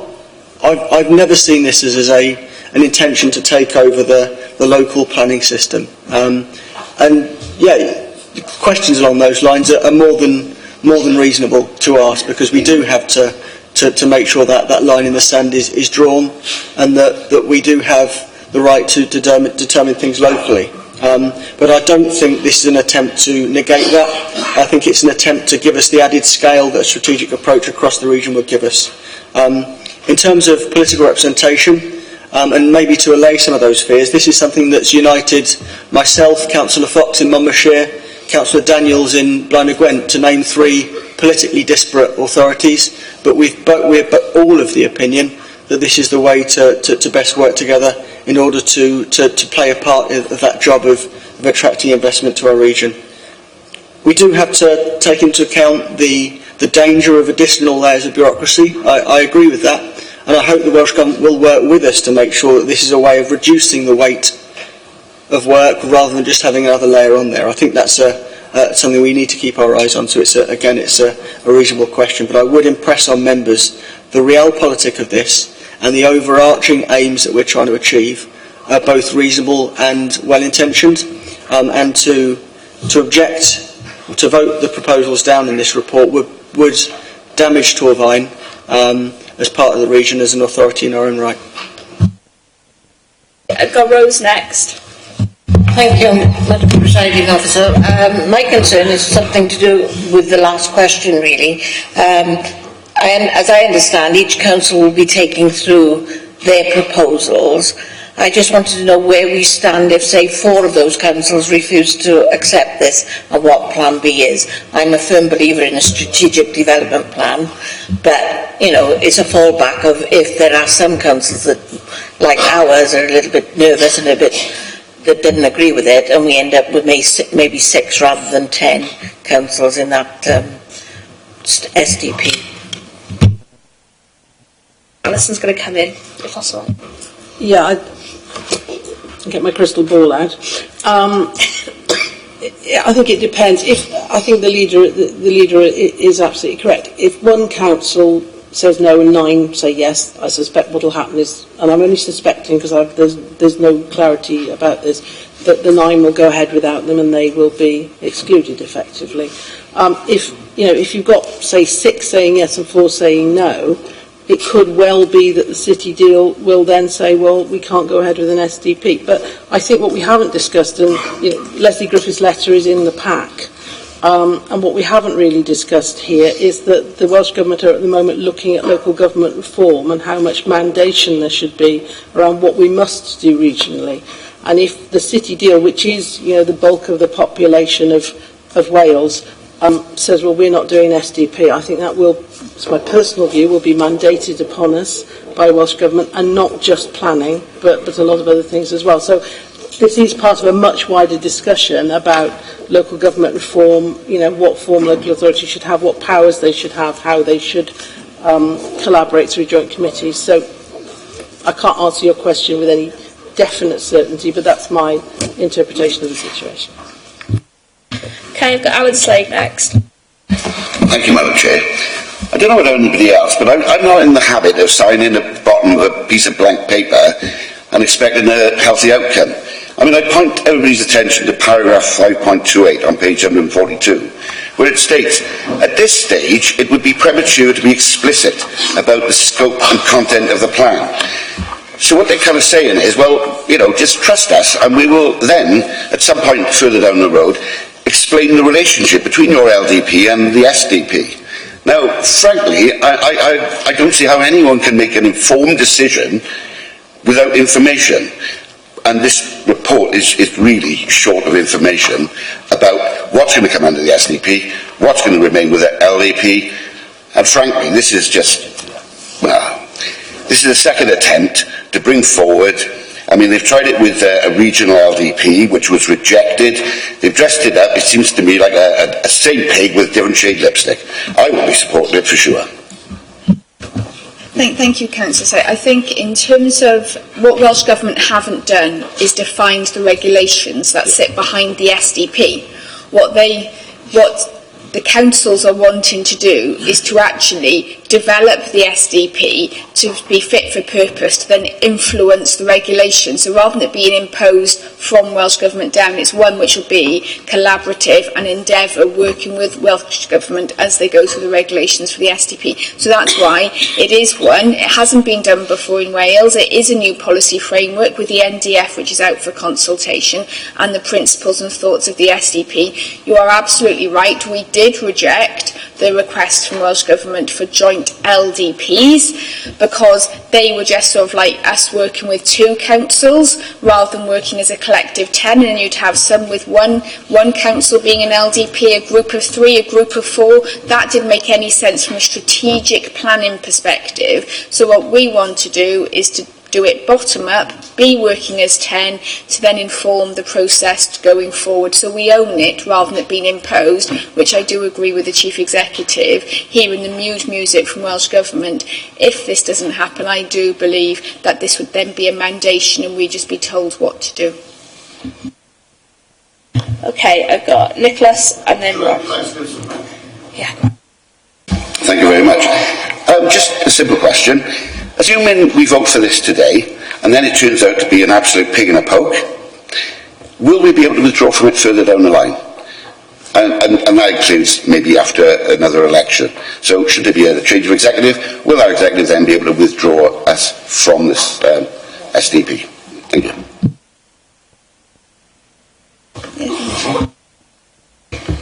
It would be subject to the terms and conditions of the joint working agreement and general withdrawal from the city deal, I would say, Councillor Slade. I don't think it would be separate, but there are provisions for withdrawal. I couldn't, off the top of my head, tell you exactly what those are, but I can, certainly members have got the joint working agreement from the original report to council, or if there's anything specific you want to know about that, then I can draw that out.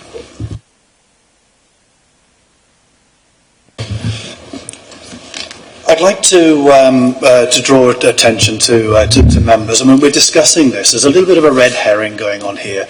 We're being given the encouragement to go for this arrangement on the basis that if we don't, then somehow Welsh Government is going to impose conditions on us. Surely the bit that we're really missing here, that there's already a national framework. That national framework is dictated by the Welsh Government. It is the overarching above the SDP. We are only in this process actually implementing another level of bureaucracy into this, because it doesn't matter what this SDP says, it doesn't matter, because it is what the national framework says. That's being dictated by the Welsh Government, so this is really an irrelevant piece of legislation. It is an attempt by us to have some collaborative working, which we already have. We don't need anything written down. There's a very significant contribution to the residents of Torfaen into this. There doesn't seem to be any benefits that have been shown other than maybe and perhaps. I think Councillor Slade has drawn up some very valid points of some of the other issues, and so have some of my other colleagues. And the other thing we need to be really aware of is that this national framework is going to be in place until 2040. It's a very long-term plan, and it is what is going to determine what's in these SDPs. We've already got a very successful local plan. We've also got a national framework in the place there. We don't need this extra level of bureaucracy, because we can negotiate as a group, as a region. We've already got the city plan. This is a complete red herring for us to believe that we will have our hands tied and be told. We're already going to be told from Welsh Government level what planning and everything. It's already going to be told to us. This is totally irrelevant. It's a complete waste of money. I cannot support this. Cannot support it. Okay, Rob. Thank you, obviously, there's another 9 authorities. Out of the 9, when are they going to be discussing the same topic? And have they made a decision, or are we leading the way in this, in the hope that other authorities will take note of our decision? I understand it across the month or so. Some of them have already, some of them are doing it, but I understand, across the next couple of months, a similar report is going to all 10 authorities. For the authorities who have made the decision, which way have they gone? Have they supported it, or have they decided not to support it?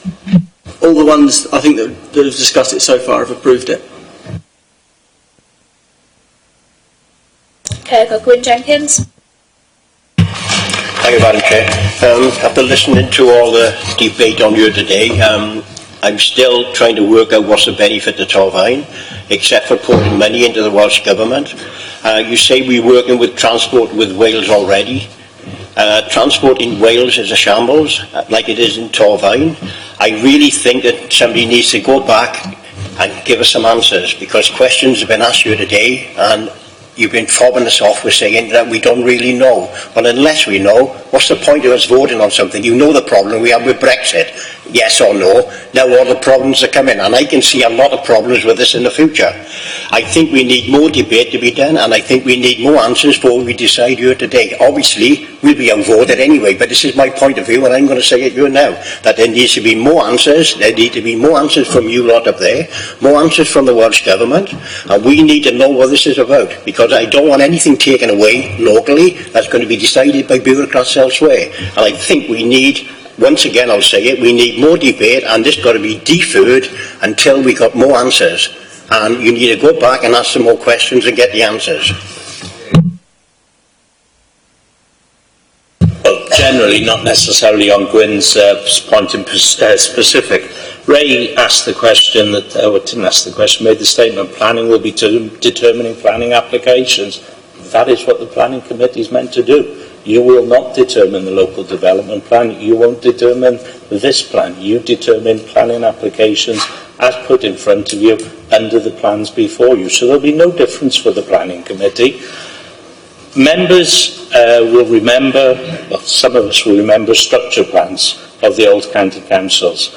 Now, if this was those days, members in this room, unless they were county councillors, and you couldn't do both, Glyn was a Gwent County councillor, he'll remember the days. They had a structure plan that determined through 5 authorities, Gwent, or Monmouthshire as it was as well, the strategic infrastructure and that. So whilst this is a new vehicle, in reality it's nothing new, because the structure plans previously of 5 local authorities, and all the local authorities in Wales before they became unitary had this strategic approach where the county council had this strategic vision which sat alongside and complemented the local development plan. As far as I can see in simplistic terms, this is no greater or no worse than that, other than it now goes through 10 authorities. Why wouldn't it go through 10 authorities? Because we are signed up to the city deal. And if we are looking at the economic, transport, etc., for the city deal region, then it beggars belief that we would not go for a strategic plan which our local development plan will fit into. And the points that are being made, I don't want to wait for Welsh Government. I think local government needs to take ownership of this, and this is what we're doing in the city deal. We're saying to Welsh Government, you can trust 10 councils, 10 local authorities, councillors, to make grown-up decisions and not be imposed by civil servants saying this is what your area should do. So I disagree with you, Nicholas, in the red herring. The red herring is the National Development Framework, because that is for the whole of Wales. And what applies to, and Anthony's already said it, the majority of the populace is in this area. So what might apply for North Wales doesn't apply for this specific area. So we need a city deal strategic plan. Now that won't say that if Wimpy's come in, if Wimpy still exists, I want to do a housing estate in Pontia, that will be decided by the region. That will still be decided by the planning committee based on the SDP and the LDP. I think, and we've got the best intentions and the best reading, and Quinn's perfectly right, in an ideal world it would be set out in black and white, this is what you can do, this is what you should do. We should take ownership of this as a council, as a region, and show the Welsh Government that local democracy works and we can provide a strategic ambition for the future planning of South East Wales and our part in Torfaen therein. I got Ronnie Burnett, and then who have you got? Is it a short question or okay? Right, Ron. Thank you, Chair. Yeah, Gwyn has just put his views forward about deferment, and that's what I want to put forward. As today isn't the deadline for this report to be passed, I mean, there's been a lot of questions asked by members that haven't been answered to where they want them answered, and I want to propose through that we defer it so members can put questions to the bench that get answered, and it'll give a more fair outlook later, want more debate. So today is a lot of questions answered. There's people not happy with the answers. There's questions not been answered. So I think it's not going to go fairly today. So I would put it through a deferment for more, as Gwyn said, more debate. We had a seminar. Yeah. Yeah. Oh, shut up, really. Okay, so you're suggesting an amendment to defer. If I just...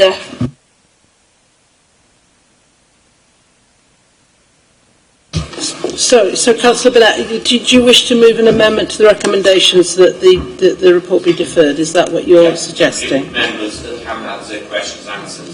Yeah, sorry, I'm just trying to clarify exactly in governance terms. So you're moving an amendment to the recommendations that the report be deferred? Yeah. Okay. I've got a mover and seconder for that. Okay, if we take a vote on that now...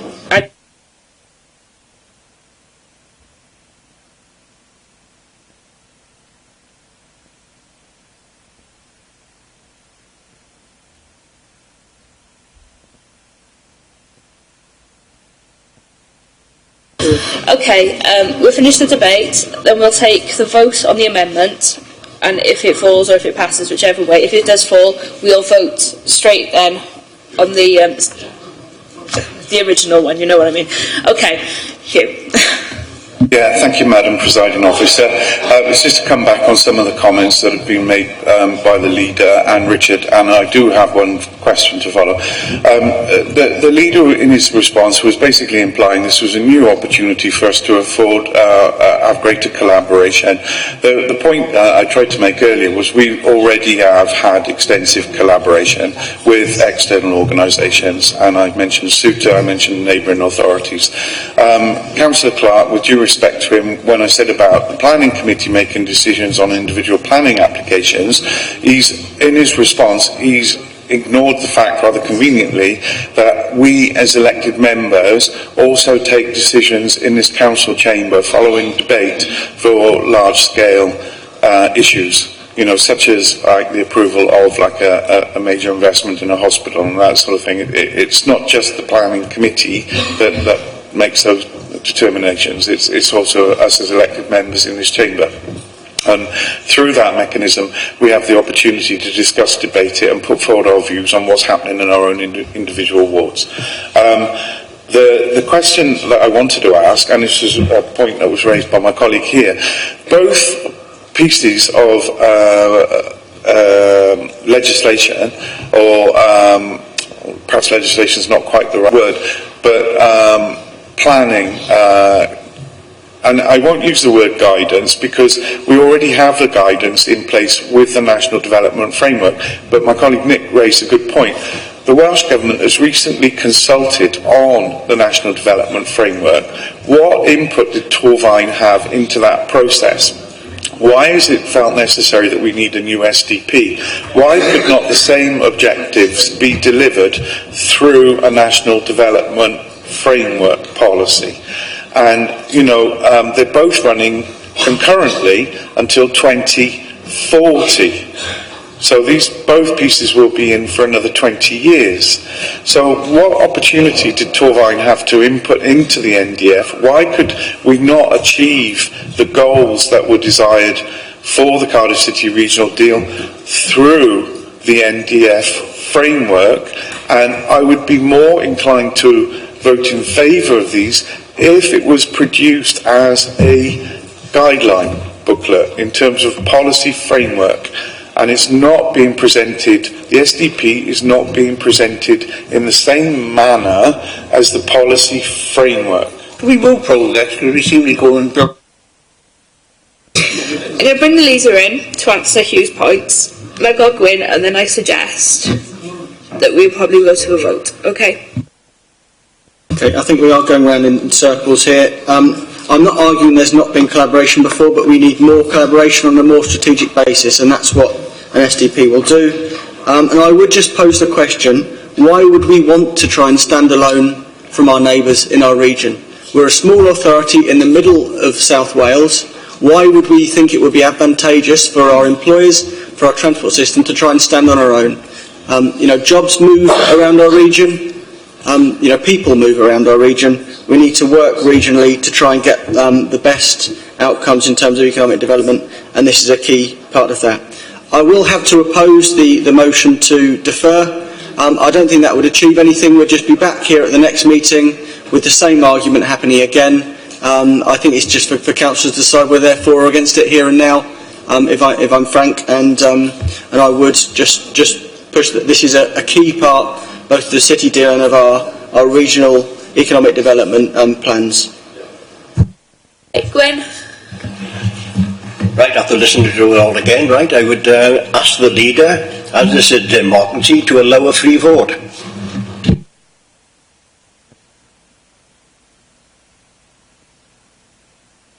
Without sort of equating you to the mechanics of groups, that's, it's for councillors to vote as they wish on this item.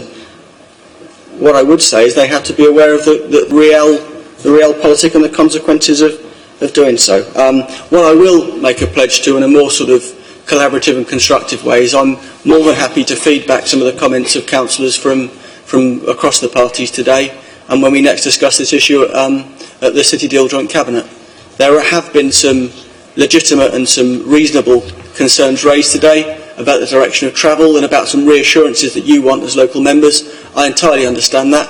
I don't have the pleasure of serving on the planning committee, and I understand the different input that some of you that do have, and I will feed that back in a constructive way, despite the fact that those concerns have come from across different parties. I'm more than happy to make that promise.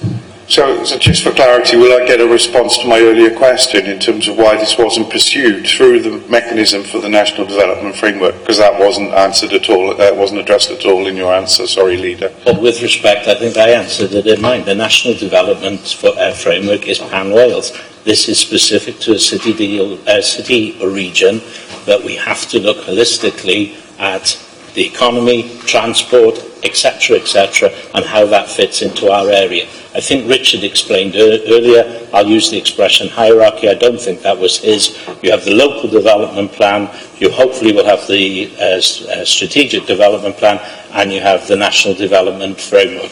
And they all interloop, interact, and should be complementary to each other. The same as you had the local plan, I forgot the damn name of it, and I said it earlier, the one the county council did. Somebody help me. Structure plan, sorry, brain not working. And then you had national guidance from Westminster in those days, pre-devolution. So it's exactly the same principle. I thought I'd answered that and made that quite clear, but there you are, I've said it again. Okay, I think the newly appointed member has perhaps shown his ignorance of the National Development Policy Framework document, because it does actually not just contextualise Wales as a whole, it does also break Wales down into regions. So his argument is irrelevant. We've had an amendment to defer. I think we should go to that, because otherwise, like I said, we will just be revisiting. So Alison's just going to clarify the amendment. Okay, members, so you need to vote on the amendment first, and the amendment is that this report be deferred to a future meeting. Right, so can I have a show of hands, all those in favour of deferring? Thank you.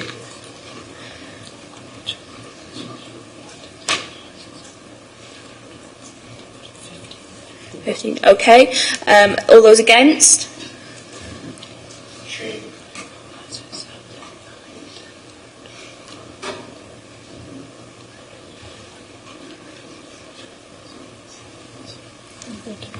Okay, and any abstentions? Okay, right, so the amendment's fallen, so now we're going to vote on the original recommendation. A recorded vote, please, Chair. So, yeah. Okay, give them a second to sort it out.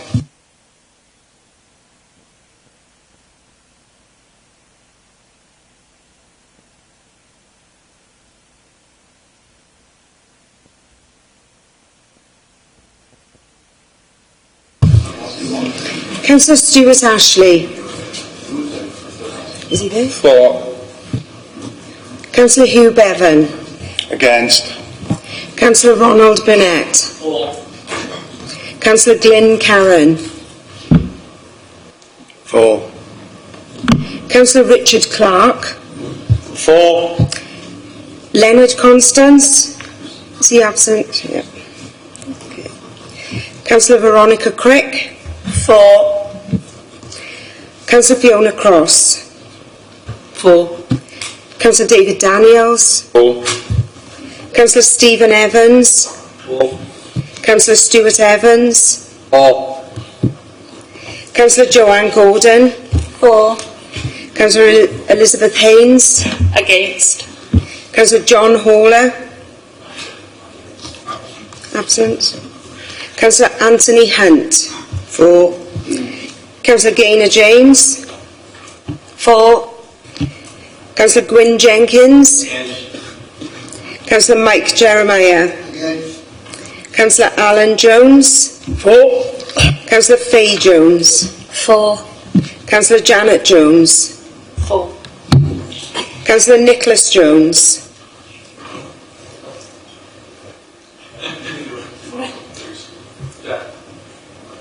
Sorry? Oh. Against. For. Peter Jones.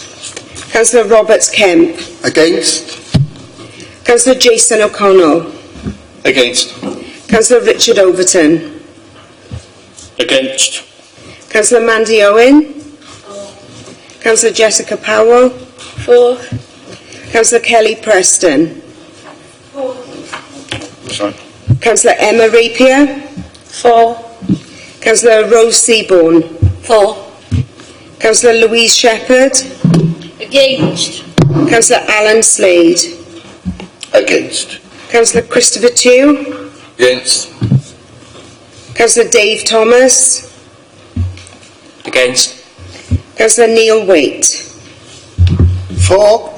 Councillor Raymond Williams. Against. And Councillor David Yowell. For.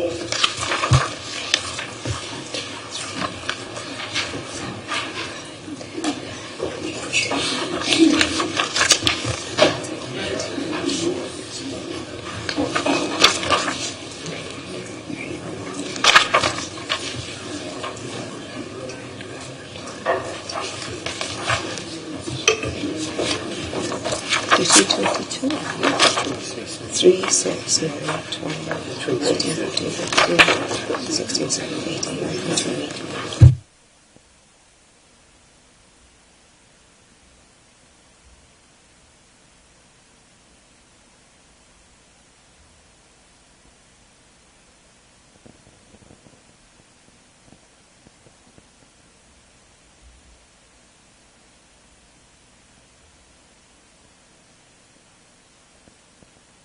Okay, the results were 23 for, 13 against, so recommendation is carried. Okay, we're going to move on to agenda item 15, which is the Strategic Equality Plan Annual Report.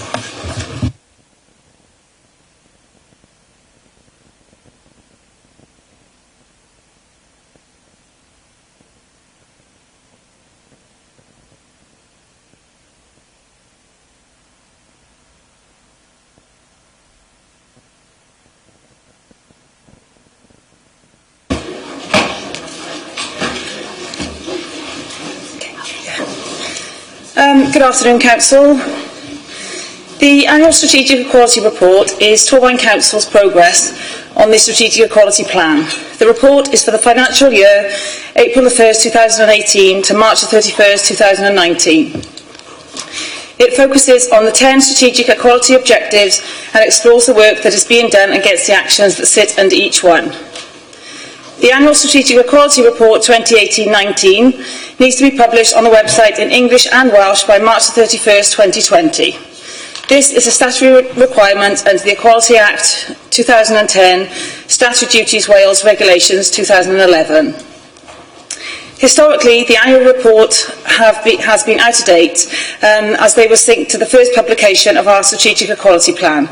Members may recall the previous annual report was presented to Council in March 2019, but this information was already outdated. Today's annual report is more recent and contains relevant information dating back to March 2019.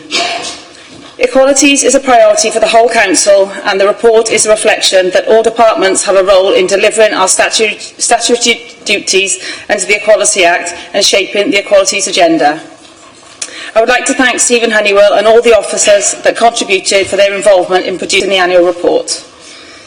The Equality Act 2010 places a statutory duty on all local authorities to develop and publish a strategic equalities plan every 4 years. The Strategic Equality Plan 2016-20 was published in April 2016. Officers have started consultation for the next 4 years Strategic Equality Plan, which is due to be published in 2020. Welsh Government are encouraging local authorities to align their objectives to those of Welsh Government. Members, internal and external, community groups, community members will be included in the formal consultation to develop the strategic equality objectives for the next 4 years. We look forward to seeking your views. It can be noted from the annual report that the Council's progress in relation to its statutory responsibilities under the Equality Act is both compliant and satisfactory, and in relation to a number of the key equality objectives that were set in the Strategic Equality Plan, there have been significant progress in the number of key areas. Some of these have been listed on page 189. So to conclude, the public sector equality duties requires that all public authorities covered under the specific duties in Wales should produce an annual equality report. The purpose of the report is to provide the Council with the oversight of the Council's progress during 18-19 on the Strategic Equality Plan 2016-20. Should this be approved, the annual report will be published on the Council's website in both English and Welsh by March 31st, 2020. Thank you. Okay, thank you. Members, any questions or comments on this one? Peter? Thank you. I welcome this report. I think I raised this issue last year in terms of how are we doing as a council in terms of employing people with disabilities. Now, I can declare this as a personal interest. I work in a charity that supports people with sight loss, and the people with sight loss, there's something like 70% of them are not in employment. That's just one example, but people with disabilities generally suffer greatly. I'm just a little bit disappointed that we haven't, I don't think there's any commentary in there about what percentage of people that we employ with a disability. And can I ask again that perhaps that could be included or looked at for future reports, please? Yeah, absolutely. Disability is a key focus that the Council, we record data. So we do have, we record the number of employees with a disability by service area. That's on Appendix A at the back of the report.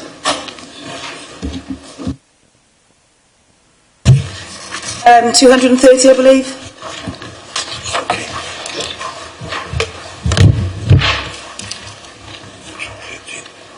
So can you just give a little bit of detail how we're doing? I don't have the statistics for other neighbouring local authorities, but you know, I'm happy to look at that if that is something that you wanted to progress here. Thank you. Thank you. So Rose next. Thank you very much. My concern is how far this equality report goes.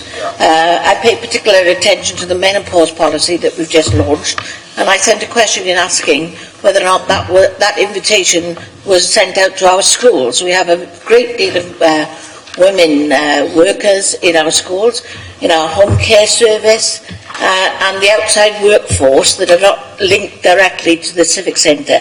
How well do we communicate our policies to those? With reference to the menopause policy, this report is up to March the 31st, so although a lot has moved on that, for the purpose of this report, there wasn't really much to report on, even though you know that we've done that. But I know that there are plans, because I attended the seminar. Sorry, can you turn your mic off? Sorry. Sorry. I attended the seminar on that as well, so I know that there are plans for that to be rolled out. It isn't included in this report because it's happening recently. But was there something, sorry, on other policies that you wanted clarity? My concern was that there was a launch of a menopause policy and our school staff were not informed of that launch. They couldn't attend it anyway because they were working at the time. But my concern is the outside staff. You've got home carers that some of our staff are.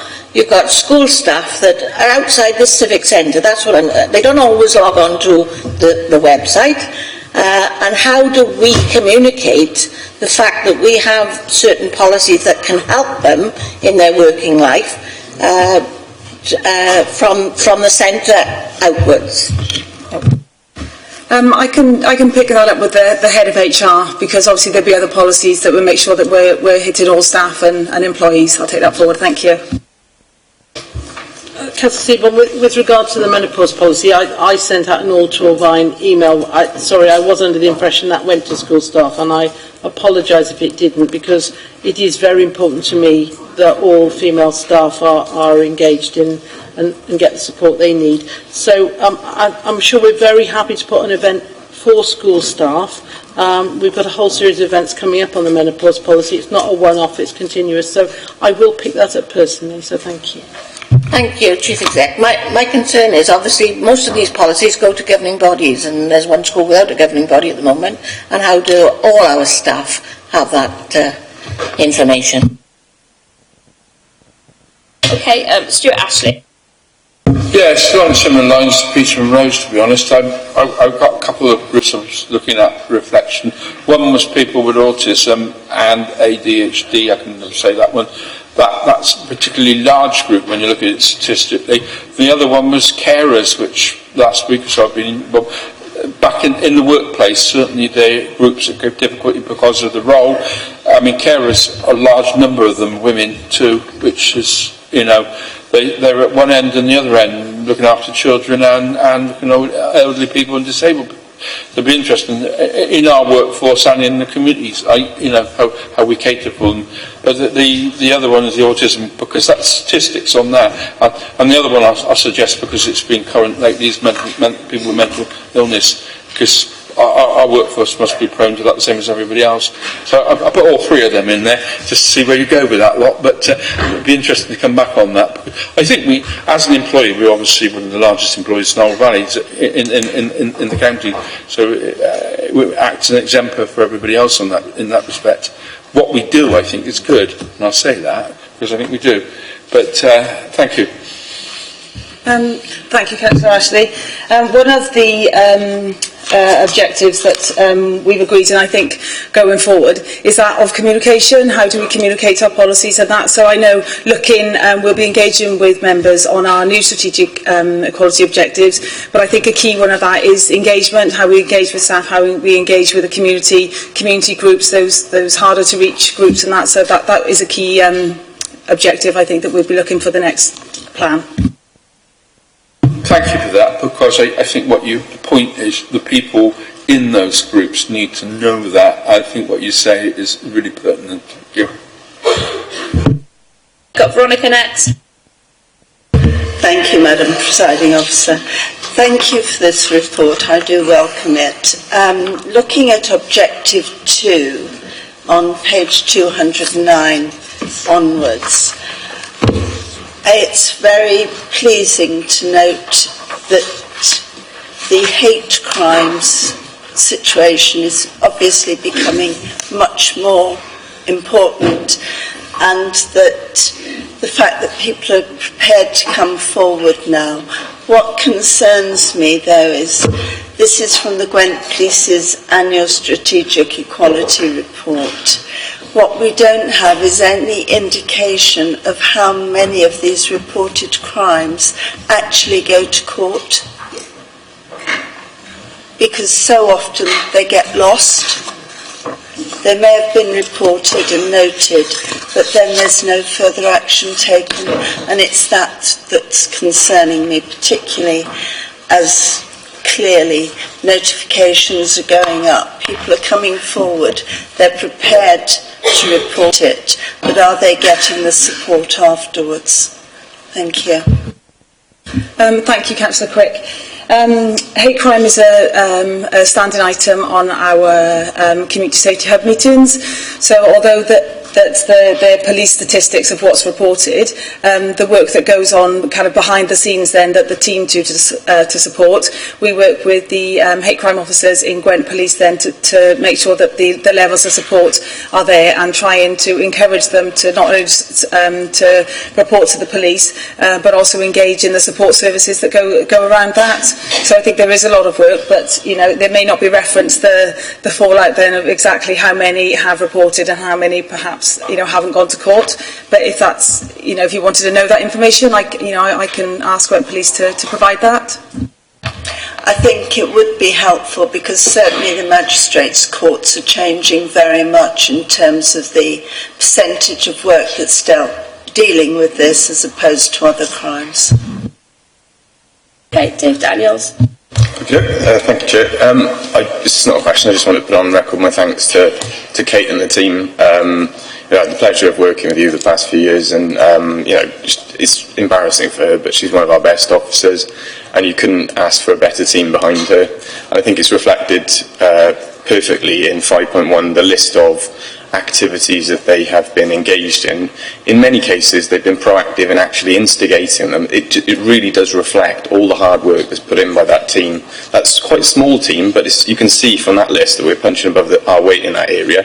It's not a question, but I just feel like it really needs to be put on record, because you bring this to us every year, and for me, it's a very, very good news story.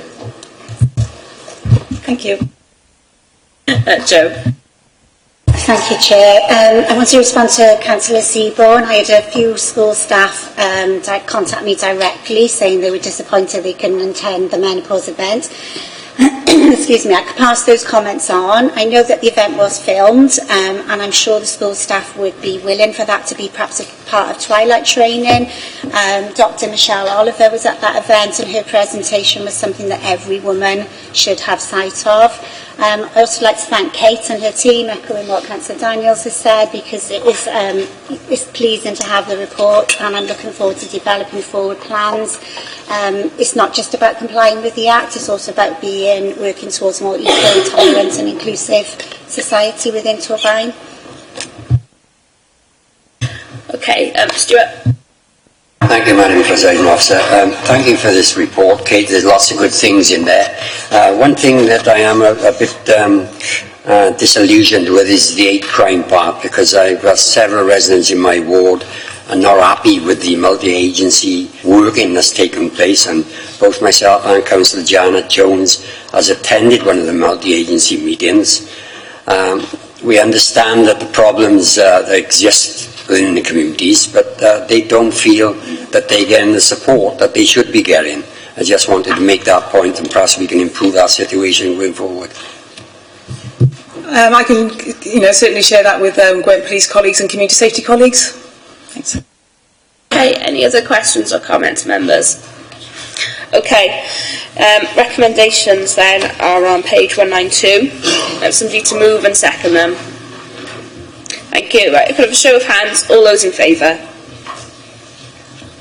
Anybody against? Any abstentions? Okay, those are approved. Right, I'm going to call a break for 10 minutes, so before we go any further, okay?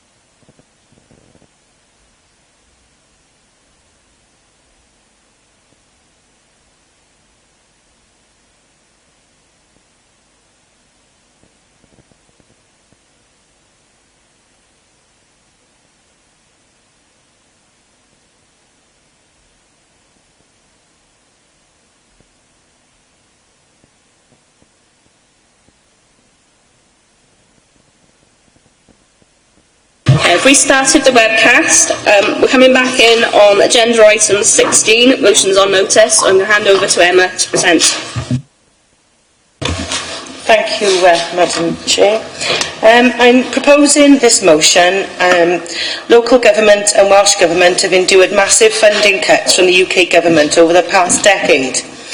The LGA estimates that councils in England have lost 60p out of every £1 they receive from central government. In Wales, despite the Welsh Government's effort to safeguard local services against the backdrop of cuts to its own funding, councils have lost the equivalent of around 35 pence in every pound of funding for non-education services. The Welsh Labour Government Association estimates that Welsh councils face a funding gap of £740 million by 2022-23. The LGA estimates councils across the UK face a funding gap of £8 billion by 2025. The 2019 LGA survey of council finances found that 1 in 3 councils fear they will run out of funding to provide even their basic statutory legal services by 2022-23.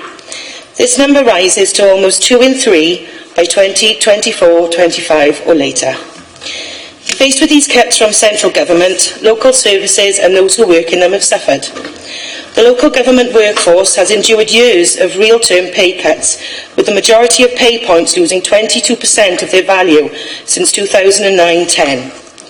At the same time, those workers are facing ever-increasing workloads and more job insecurity. Across the UK, an estimated 876,000 jobs have been lost in local government since 2010. That's a reduction of 30%. There's been a disproportionate impact on women, with women making up more than 3/4 of the local government workforce. It also has an impact on our local economy, as council workers have less money to spend in local businesses. This council believes our workers are public service heroes. They run vital local services, help educate our children, keep our communities clean, look after those in need, and keep our towns and cities running. Without the dedication and professionalism of our staff, the services our residents rely on would not be deliverable. Funding to councils has been cut to such an extent that a proper pay rise could result in further reduction of vital local services unless it is funded by the UK Government. The UK Government should therefore take responsibility and fully fund increases in pay rather than putting a burden on councils whose funding has been cut to the bone. This council therefore resolves to support our trade union colleagues in demanding a fair and fully funded pay settlement for council staff, call on the WLGA and LGA to make urgent representations accordingly to the UK Government, write to the Chancellor and Secretary of State to call for a pay increase for local government workers to be funded with new money from central government, meet with local NJC union representatives to convey support for the pay claim, and continue to encourage all council employees to join a trade union. Thank you. Okay, just before we start, I should have mentioned that the other motion has been deferred. So, just so in case you were wondering what's happened to it. Okay, do we have somebody to move that one? Okay, I got Nicholas down to speak first. Okay, can I thank Emma for bringing this motion? It's a very important motion. And could I also start by congratulating the council for giving the staff a pay raise last year. It was the right thing to do, and it was absolutely right.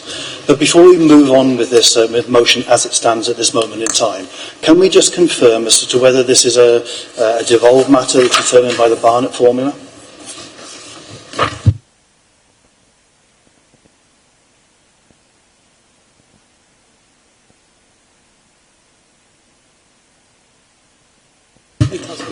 Okay, it's Emma's motion. I don't know if you want Anthony's come in on it or... Yeah, if the leader could answer that, please.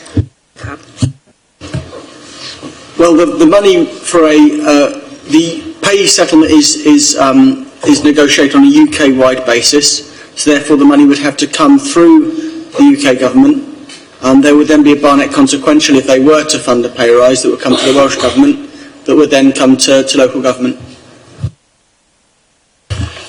So are we suggesting that if we actually did write to UK Government, that they might write back to us and say this is a devolved matter, please speak to Welsh Government? Really what I'm coming at, so far as this is concerned, we would certainly like to support this motion, but we think that it is directed in the wrong direction. We think that this should be written, and we very much support that this should be written, but we just want the motion to be changed, to be amended. Instead of it saying UK Government, we want it to be written to the Welsh Government, because they're the people who is in their gift to actually grant this.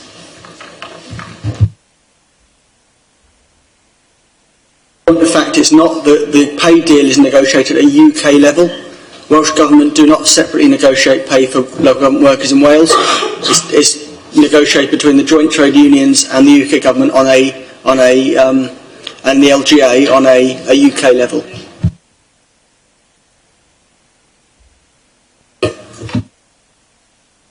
Did you want to come back on that, Nicholas, just to clarify? I do need some clarity, because I do believe that we're saying that the UK Government should therefore take responsibility for fully fund increases in pay. I understand the pay is actually made by Welsh Government. Is it not? I think it needs clarity. I think it needs some clarity, because any money that comes into Wales comes through the Barnett formula, and this is a devolved matter. The level of pay of local government workers isn't a devolved matter, though. You're right in what you say, in that if there was a settlement at the UK level to fund this, extra money would come to the Welsh Government, and at that point we would have to lobby the Welsh Government to make sure that was translated into funding for councils. But the pay negotiations, which this refers to, are UK-wide. Welsh Government don't have any role in them. It's between the LGA principally, and as the employers, and the joint trade unions for the employees. What my concern is with this is that if we are going to make representation on behalf of our staff, who we've quite rightly identified as being very, very hard-working and deserving, which is why we as a council last year actually voted to give them a pay rise. So this to a certain extent we have done. But obviously my concern is at the start of this motion quite rightly points out that England receive or have had a cut of 60 pence in every pound. Welsh Government has only had a cut of 35 pence in every pound. If we're going to be realistic that the money coming down the M4 corridor is far greater into Wales than it is into the English Council, Welsh Government have deeper pockets and more money under the Barnett formula. It has already been recognised that here in Wales that there's an element of deprivation which is accounted for by the Barnett formula. We are very much better funded here. Therefore, Welsh Government have a great deal of money more than the English Government has. However, if we are going to be serious about achieving the result of this motion, which is to make sure that here in Wales, in our council in particular, that our council workers are paid a little bit more, surely it would be far more beneficial to go to the organisation that has more money and is better funded than to try and go and talk to a UK government who has already said, look, we are going to fund it, here is the Barnett formula, you've already got more money.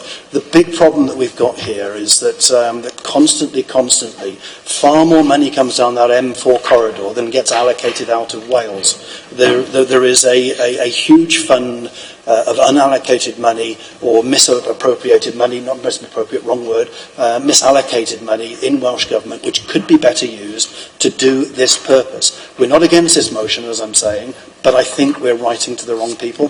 This is a devolved matter, and we should be talking to Welsh Government. They have the money. Okay, David?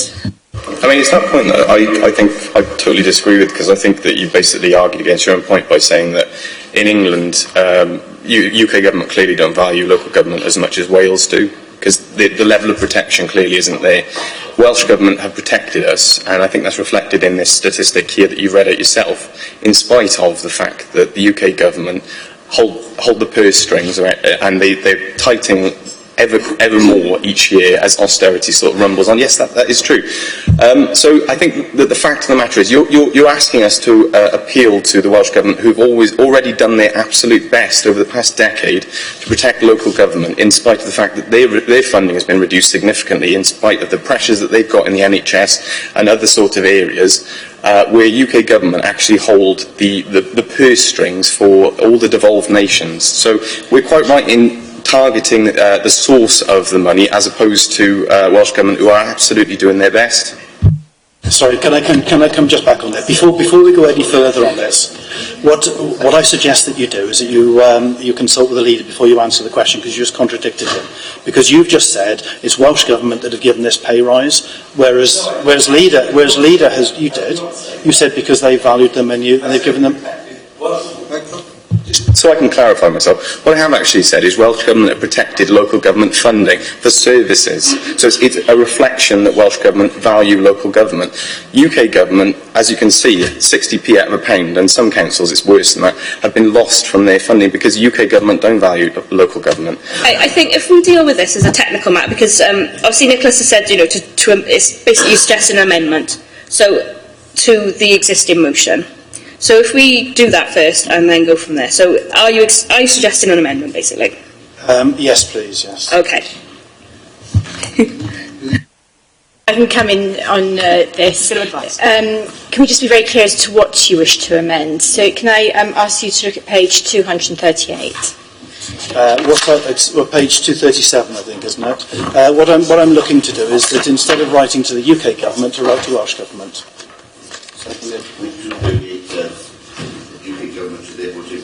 In fully fund increases. So that would need to be amended as well. Yes, but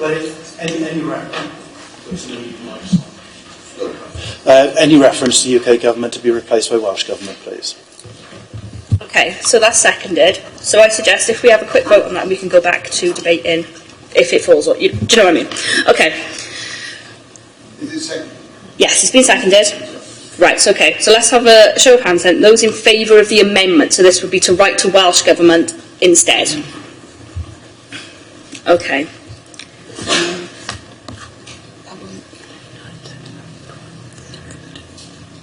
14. Okay. Anybody against?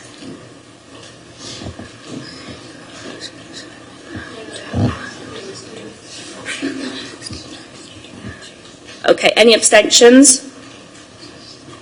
Okay. Right. So that amendment's fallen. So we're still debating the original motion. Okay. So right. Comments and questions then. Debate on this. So I've got Rose to speak. Yeah, just some clarification. I'm reading the resolve that the Council therefore resolves to, which is on page 238, support the trade union colleagues in demanding a fair and fully funded pay settlement for Council staff. Fine.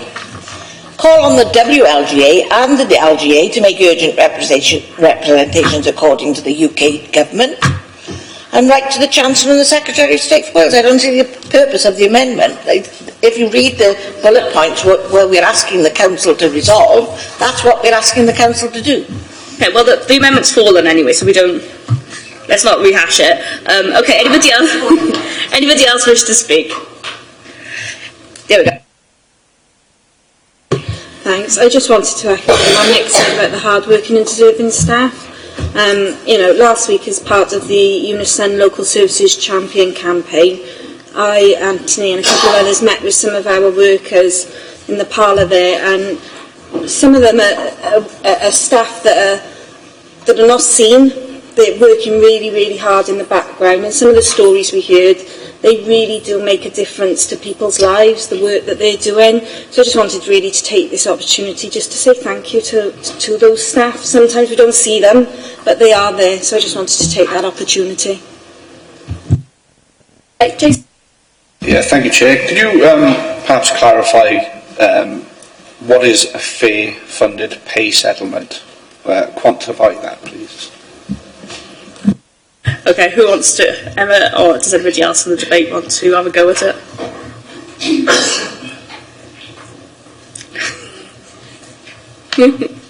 Okay, I'm just going to... Those negotiations are ongoing. So it will depend on what negotiations decide is fair. It's a blank cheque. What we're saying is we don't know the limits to which we're willing to offer in terms of a pay rise, and I agree there needs to be a pay rise. It's not a cheque, so it can't be a blank cheque. We're not saying that we will fund anything. We're just saying we support the principle of a fair and fully funded pay settlement. I know it's not a cheque, it's a turn of phrase. What we're saying is that we're able to support whatever they ask for without putting any sensible financial limits on a pay increase.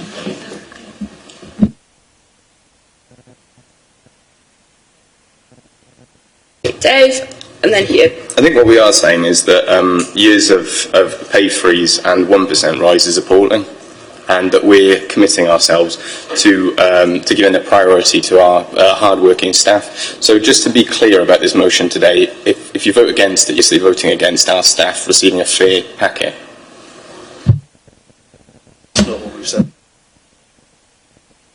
Hugh. Yeah, thank you, Madam Presiding Officer. Nick has already raised the point about the mechanism in which the funding is determined, the Barnett formula. The motion's been voted against, but again, it's a relevant point in terms of, are we proposing that that mechanism for determining the funding is changed and we move away from the Barnett formula? You're asking for a different way in which the money can be improved coming into Wales. But I think it's also important to acknowledge the point. We've got representation on the WLGA, and I feel we should address this from a Welsh perspective. I mean, the motion is citing what's been happening in English councils, but that's kind of irrelevant to us here in Wales, as this is a devolved matter. But I feel if we're going to make representations should also be made through the leader, through the WLGA, which is in effect what the motion is proposing. I'm surprised that hadn't already been done. And the second point is, should we not make representations to the Welsh Government to ensure that the funding settlement that comes down from UK Government is passed on in full to us here in local government?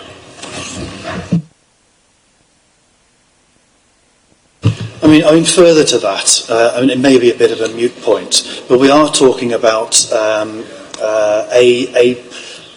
pay negotiation which is set down and it is agreed by the unions and by the employers, and there is a process that goes through which determines the rate of pay.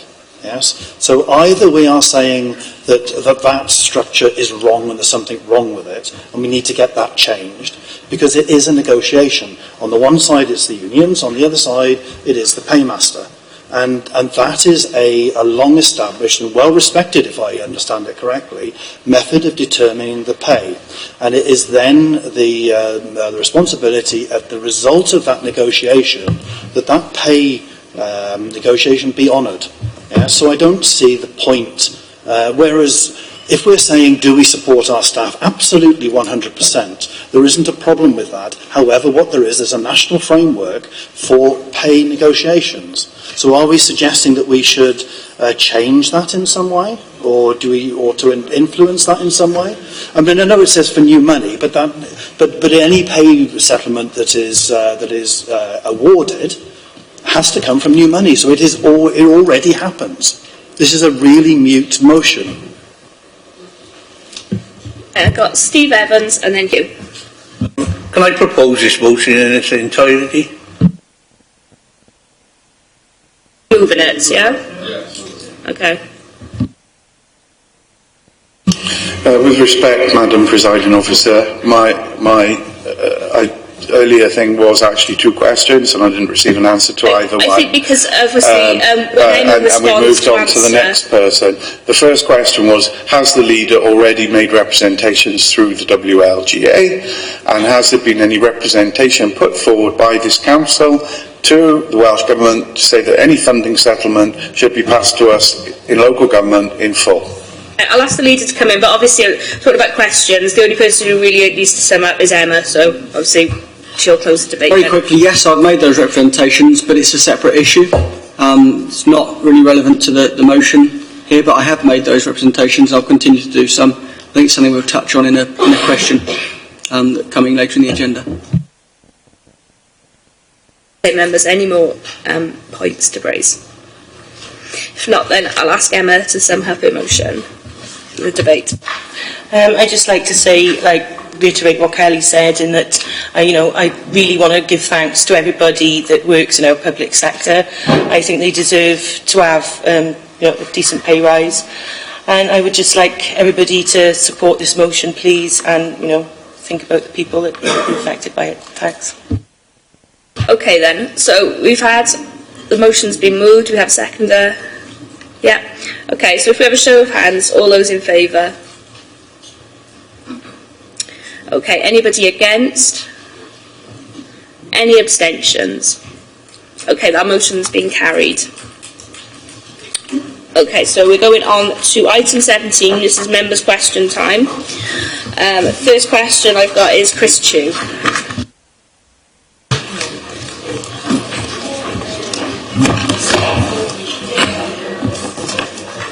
Okay, everybody settle down so Chris can ask his question. Right. Now that the dark nights are on us and the children who participate in kids football and rugby north of the borough are finding difficulties in getting venues for evening training due to the lack of facilities in the area, how can we as a council help the local clubs? I'd like to thank Councillor Chew and indeed all members in Abersucken and Blenavon wards for their inputs into this issue.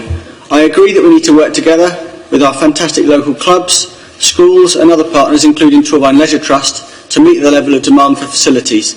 As a junior football coach myself, I know firsthand the level of demand at peak times, especially when the clocks go back. Abersucken School recently approached the council to see if there was any way we could help them to make improvements to their facilities.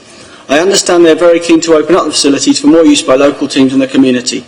In recognition of the need for improvements, I'm happy to confirm that we've been able to help them, and I'm optimistic that work to deliver the improvements will be started and completed very shortly.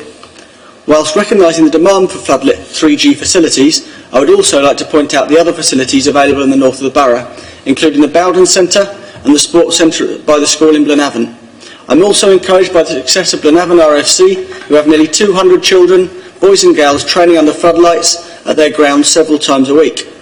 I'm sure members will be equally pleased to hear that work will be starting shortly on the new floodlit 3G facilities at Westmont School, which is a £500,000 scheme funded by Welsh Government as part of its Community Hubs Capital Grant Initiative. I'm looking forward to the new facilities being available in the new year, and I'm sure the school and clubs in the north of Borough are too. The supplementary. No, okay then. The second question was from Norma, but she's not well, so she's asked for it to be deferred. Third question, David Thomas.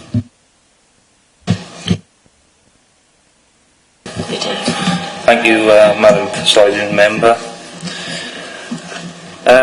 You have answered this question now, Fiona, since I reissued the question, but I would like it answered anyway, so I'll carry on and read it out, just so it's in the public arena.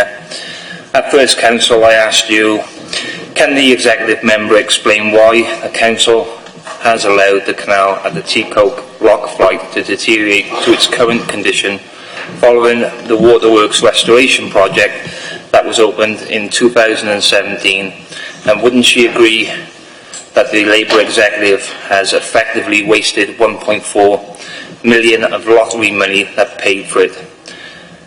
And the only reason I asked that question was because when we were down at the canal dropping off the weevils, you told us all there that you were very familiar with that stretch of canal because you ran it regularly. So are you in a position now to answer? If not, why not? And why is it taking so long? I have indeed run it regularly, and I remember seeing the developments progress over the last 4 or 5 years because the project has been going for some time. As you point out, I did respond to your email on the 17th of October, and I do apologise for the delay, but I did ask officers to come back to me with some up-to-date photos so I could really compare the difference, and there is a notable difference. It is upgraded quite considerably. But I'll reiterate what I've put in my written response. The funding was for the locks, which are still in good condition, not for canal maintenance. We worked with and absolutely value the tremendous work of the 274 volunteers who worked on this project. The project has achieved several positive outcomes. It's produced a marked improvement, as I said, to the canal locks, and invested in the volunteers who are involved in and upgraded their skills through various training schemes. So I do not agree that we have wasted public money. Do you have a supplementary question? I do indeed. Thank you very much for your response on that. However, by suggesting that I was being critical of the project, you seem to have deliberately misunderstood my motive for asking the question. Had you been there, you would have known that Councillor Slade and I attended the opening ceremony of the scheme, and we have been nothing but fulsome in our support for both the project when it was being undertaken and going forward. What I was trying to get at was the fact that there is no dedicated budget for the ongoing maintenance. It needs to be a question. It is a question, it is a question, but I need to make sure everyone understands it, so if it's all right, yeah, thanks. What I was trying to get at was the fact that there was no dedicated budget for the ongoing maintenance of the canal, which you confirmed at last council. And I am concerned that all the good work not being undermined by the lack of maintenance in the future, notwithstanding with the efforts of local volunteers. Such is my concern that I recently filmed a video of the location, and it was clear that the weir at the shop lock, for example, had been allowed to become choked with reeds. And I noticed in your answer that you said the objective project was to deliver a range of complementary activities, including education, learning opportunities and events, school events, a digital heritage trail, walking group, waterway camps, and 2 community archaeological events. So my supplementary question is, how many events, such as those listed, have taken place over the past summer months, and what has the council been doing to promote that stretch of canal? Okay, I was trying to get the question there. That was a really long explanation. I wondered where you were going. I can't give you a number of the amount of events that have been on because I'm not prepared with the information to hand. I understand there have been a number of positive activities that have happened. I do know of at least one of the archaeological activities that happened some years ago. But yeah, in terms of your actual question, I can't give you an answer straight away. I'll have to come back to you. I'd also like to reiterate that, yes, you are right. We did say that there isn't an actual budget for the canal. However, we do have a budget that comes out of our existing highways for reactive maintenance, management and risk. And in addition to that, it is a case of choices that we make with capital funding, and it's an issue of priorities. Would you prefer roads? Would you prefer parking or the canal? As I recall, when the 250,000 that was approved for full council last time for spending on footpaths, you did not highlight that you wanted it spent for the canal. Okay, Councillor David Thomas, the second question. Thank you very much for that, Madam Presiding Member. At the last full council, you said that you would review the use of glyphosate and report back in due course. Could you provide members with an update on any progress made so far? Of course I can. Our report is coming at full council in December, and I've set up a meeting with the Torvine Residents Take Action Group, as promised on the 30th of October. A supplementary. Of course, thank you. During a previous scrutiny meeting, Complete Weed Control pitched that the safety and efficiency of the way they deploy the use of glyphosate was safe by their protocol and methods. Was the contract granted on the safety of their high-tech safe deployment of glyphosate using their specially designed Weed It machine? Well, as in with all our contracts, they're put out to tender, and the best outcome is the best price is actually obtained. As I understand it from, obviously I attended that scrutiny, it was a thorough debate on how the mechanisms were used, and I've further explored those mechanisms as I've received photos that gave me some concern, but I've been now reassured that that equipment is as they described in that scrutiny meeting, and uses the most minimal amount of glyphosate possible with a fine spray that dries within 8 to 10 seconds, and then kills our weeds. And I think it's around about 6 millimetres of growth that they'll shoot on. Hang on, we can't go back for more questions, so if you want to pick it up outside the meeting. So I'm not trying to not answer the question, I'm trying to understand what you're asking. If it was based on the safety, that's what I thought you said. Of the machine. Well, I've just answered that then. You use your microphone so that the public can hear. It's a simple question. All I'm asking you is, was the complete weed machine company, complete weed control, was the contract granted on their safety and efficiency by using that machine that they have? Safety and efficiency, as in safety of their staff, safety to the public. The deployment of the machine. It's a high-tech machine that they were using. In the sense that it targets specific growth. Well, I just answered that then. Yes, it was granted on the fact that it was the most efficient means that we could find to ensure that we reduce the amount of glyphosate that's actually going into the environment, as well as being effective and working towards our budgets too. Okay, question 5 then, Councillor David Thomas again. Thank you, Madam Presiding Member.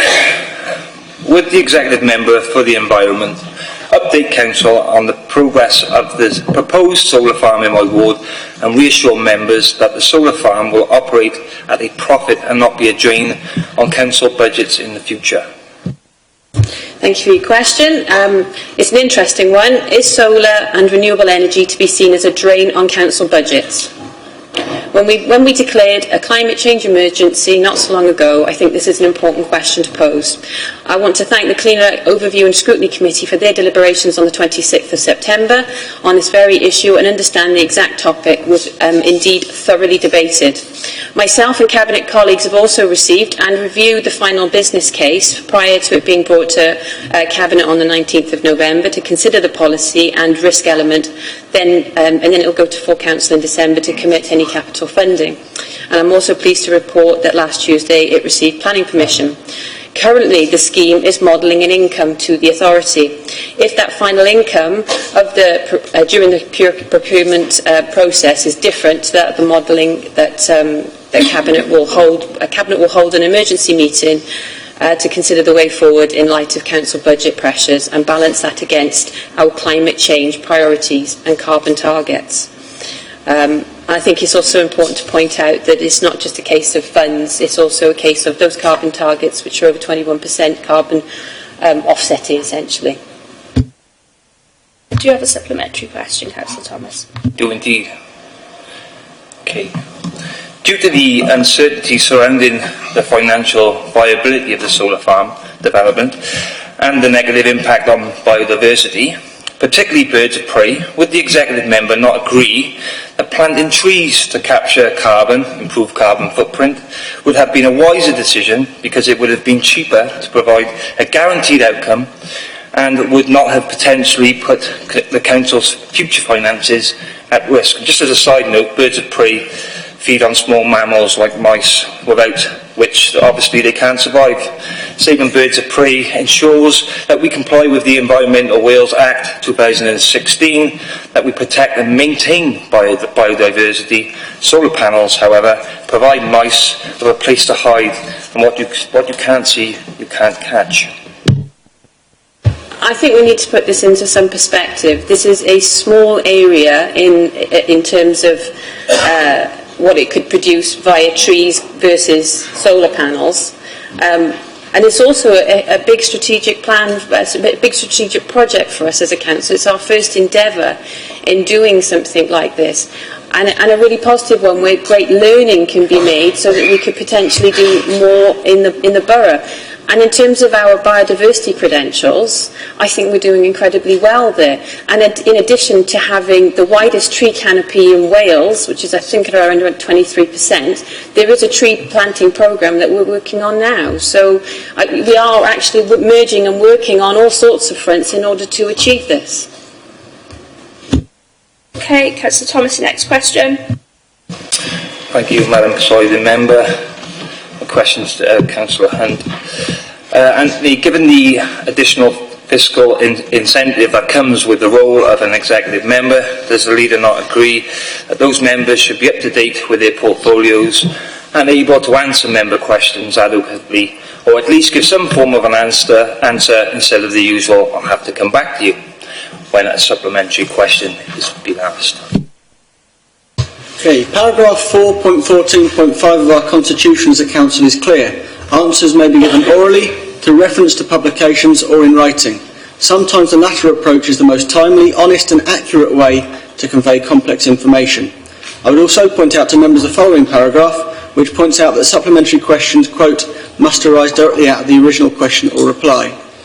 Members' questions are one of the many opportunities members have to ask questions of executive members. I recognise your right to do so and will defend it. However, what I'm sure we wouldn't want is members' questions to turn into a mini Prime Minister's question session with members grappling to get publicity, engage in point scoring or tie each other in political knots. Neither would I want unlimited hours of exec member or officers' time to be taken up preparing for and engaging in such a spectacle when that time would be better spent doing the job that executive members actually get an allowance for, providing strategic leadership alongside chief officers and striving to improve and retain services in difficult times. Okay, do you have a supplementary question? I do. Thank you very much, Leader, for that comprehensive answer. Could the Leader tell me, could the Leader tell members how many times in the last 2 years an executive member has said, "I'll get back to you," to a member's question? I'm so tempted to say I'll get back to you. But I would just re-emphasise the point I made first. Sometimes that is the most honest thing to do. For example, if I didn't know the exact number, which I don't, I could just try and, fob you off or give you some bull, pick a number out of the sky and try and persuade you that that's the right information. Or actually a more accurate response to your inquiry would be to say, I'll check that and get back to you in writing. So it's not an attempt to be disingenuous, it's a genuine attempt to be accurate. Because on some matters, sometimes it is tempting just to riff, which would sometimes be inaccurate and would give you as a member inaccurate information. It's actually 9. Okay, Councillor Kemp, your question please. Thank you, Madam Presiding Member. Would the Leader of the Council explain to all councillors the importance and point of having the fixed members' questions agenda item as part of today's Council meeting? Members' questions, as I've just said, is hopefully one of the many opportunities you get as councillors to ask questions of me and my executive members about council matters. I hope Councillor Kemp recognises that while it might not always be an easy experience for us, I've always defended your right to ask questions and sought to give honest and helpful responses. Do you have a supplementary? No, sorry. No, I don't. Let's get next question then. Thank you. As Torfaen County Borough Council vitally recognises International Women's Day each year, how will Torfaen County Borough Council be celebrating International Men's Day, which will be taking place on Tuesday, the 19th of November 2019?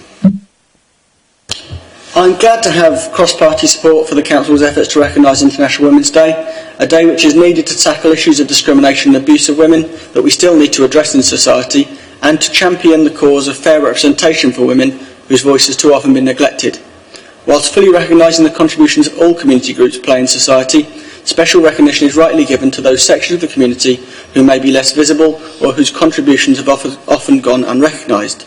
Commemorative events that mark the achievements, raise the issue of existing barriers, or indeed provide role models which connect to a new generation are useful mechanisms to promote further equality. Events such as International Women's Day provide an opportunity to promote women's self-affirmation, dignity and equality, and increase the visibility of women and the role they play in modern Wales. Lastly, I'd point out that celebrating International Women's Day costs us nothing as men. Securing fair treatment for all, regardless of gender, is not a zero-sum game, and as decent men, we should be united in pressing for women's rights. Do you have a supplementary? I do. The aim of International Men's Day is to celebrate positive male role models and to raise awareness of both men's and boys' issues in all their diversity. These include topics such as homelessness, domestic abuse and violence, prostate cancer, testicular cancer, mental health and male suicide. Indeed, although in 2018 it was revealed that male suicide rates in the UK had dropped to their lowest for more than 30 years, according to the support and charity Samaritans, men are 3 times more likely to take their own lives than women. As International Men's Day also coincides with Movember, which involves the growing of facial hair in an effort to promote conversations about men's health and well-being, will you be taking an active part in Movember and also encourage others to do likewise? And this isn't gender specific. If any great-grandmothers want to do likewise, they're more than welcome to do so. I agree there are a number of issues which are important to men and which we need to address in society, many of which Councillor Kemp's just rightly mentioned. For example, I share his huge concern that the biggest killer of men under 50 is suicide, and male mental health is an issue that's long been neglected, partly due to the fact that men, including myself, are not very good at talking about our feelings. Officers have a planning meeting later in the week with Councillors Daniels and Gordon. As part of our plans, we've already engaged with equality leads in neighbouring authorities who we understand will be promoting men's mental health and well-being to coincide with International Men's Day. Both myself and Councillors Gordon and Daniels would therefore be happy to meet with Councillor Kemp to discuss how we could take a campaign forward on this issue if he'd like. Officers in the equality team based in PSSU would be happy to meet to discuss your thoughts, and that offer is open to the rest of the council if they've got additional thoughts that they think could complement the process. I can confirm that I've taken part in Movember in the past. Pictures are available, much to the dismay of my wife, and I'd happily promote it and thank those who are taking part this year. Okay, Councillor Slade, your question, please. Thank you, Madam Chair. There's been a lot of activity on social media recently surrounding the Council's decision not to renew Mind's contract to support vulnerable people. I would be grateful if the executive member could provide a comprehensive account of events that have led to the Supporting People contract being awarded to an alternative provider. And could he provide an assurance that the staff formerly employed by Mind, staff who have done such a sterling job under difficult circumstances, have been successfully transferred to the new service provider with their former terms and conditions of employment guaranteed under 2P arrangements? Certainly, Councillor Slade. Firstly, the detailed background to this matter is set out in the Cabinet report of the 9th of April. And rather than restate all of that detail, because it's quite a bit, I would refer Councillor Slade to this report, as it provides a comprehensive account of the tendering process, sets out a background and the stages involved in the tendering exercise, and sets out the scope of the contracts to be awarded, together with the clear recommendations to Cabinet. Clearly at this point in the report from April, the organisations involved are not named because the process of appointing a suitable service provider needs to be completely objective.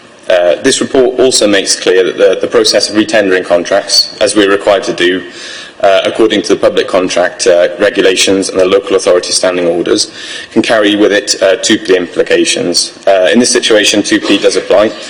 This is managed by the outgoing and incoming service providers, so that the council and the Supporting People team aren't party to those discussions. It's a matter for the outgoing and incoming providers. As such, the discussions between Mind and the new provider platform we weren't party to them.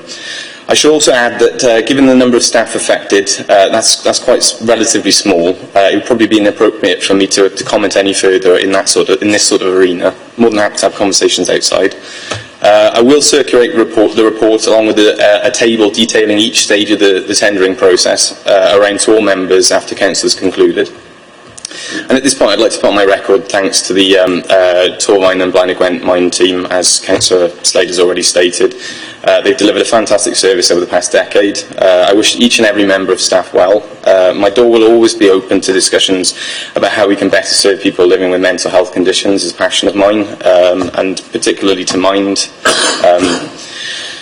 I think we'd also be remiss, I think, knowing mental health as I do, I think it's a matter of reassuring service users and making sure that there's a consistency there. I think it would be remiss if I didn't take the opportunity to now signpost to the new provider platform They're based above the second floor of the Jubilee building, above Pontypool Market. They're open from 9 to 5, Monday to Friday, and I'll ask them to introduce themselves to all members in some way, shape or form, whether that takes the form of a seminar, so that you all know where you are signposting vulnerable individuals. Councillor Slade, do you have a supplementary question? Yes, I do. Thank you.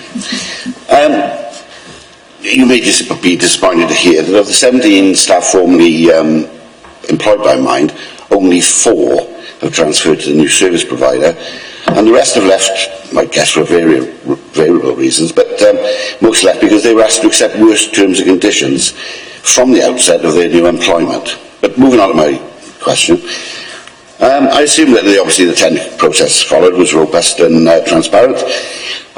So would the executive member comment on how it has come about that members are only becoming aware of this sorry state of affairs because they have either been contacted by concerned service users who no longer know the pathway to the services they desperately need, or because, like me, they've read about it on Facebook?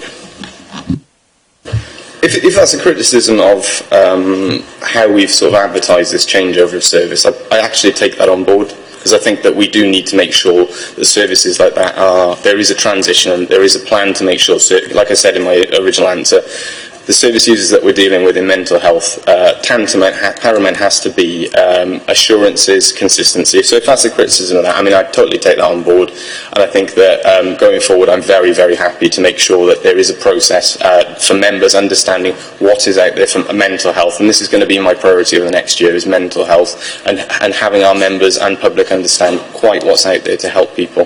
So I take it on board. Councillor Slade, your second question. I'd be grateful if the executive member could provide the indicative costs that have fallen on a council as a result of the Welsh Government, passing the Environment Act and the Wellbeing of Future Generations Act. And could the executive member confirm the amount of additional resources that the Welsh Assembly have provided to assist this council fulfil the additional statutory duties associated with both pieces of legislation? Of course, that's your question. Okay, so there has been no additional resource provided. Both pieces of legislation are about public bodies, including this council, doing things differently.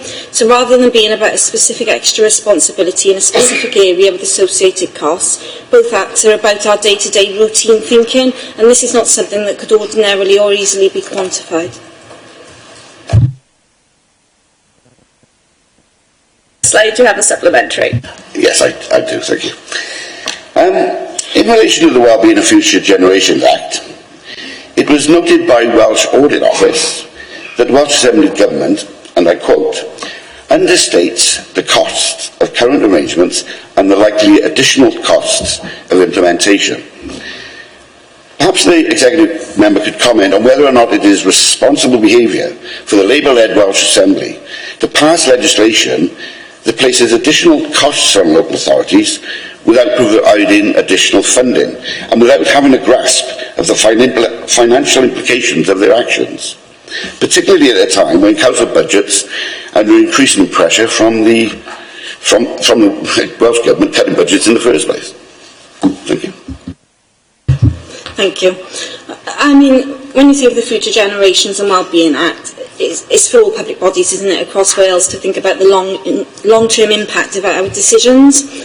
I think it's a holistic approach across all areas of the council, across all public bodies, which gives us a legally binding and common purpose to work together to improve the well-being of Wales. The Act is about changing the way we think, so when we take decisions, we don't take them for a week or a month or a year even, that we take them for the longer term, really thinking about the future generations to come and the kind of communities and country we leave for them. In terms of the question around Welsh Government legislation and extra funding, I just want to be clear, when there is legislation that has added extra costs, we've been clear that via the WLGA, that additional responsibilities and duties should be fully funded rather than leaving local government to pick up the costs. For me, I suppose the greatest cost would be to our future generations if we don't take on board the aims of these pieces of legislation across all areas of our work. Okay, Councillor Fay-Jones. Thank you, Madam Chair. I would just like to ask that now that Torfaen County Borough Council has declared a climate emergency, what is the Greater Gwent, which includes Torfaen, pension fund doing to reduce its carbon footprint? Thanks for the question, Faye. This is something a few people have approached me on, so it is good to have the opportunity to feedback where we are. I know I've spoken quite at length to Glyn about this as Chair of the Pensions Committee. The Pensions Fund has for many years sought to be a responsible investor and has held its investment managers to account regarding the companies they invest in. The fund is part of a wider collective of some 70 local authority pension funds, which uses its collective financial assets and voting power to try and influence company behaviours. This has involved engagement on a number of issues, including climate change. Over 2 years ago, the Pension Fund set up a working group of members from both the Pensions Committee and Pensions Board to more effectively progress the fund's responsible investing agenda, identifying climate change as the most important and immediate factor for us to address.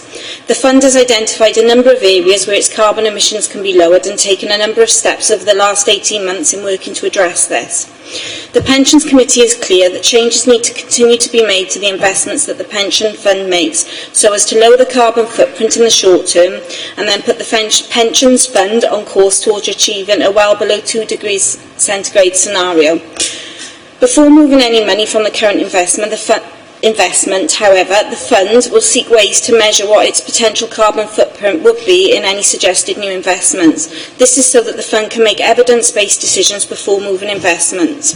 The changes in UK equity managers earlier this year was supported by a reduction in carbon emissions of about 30% across investments of 420 million.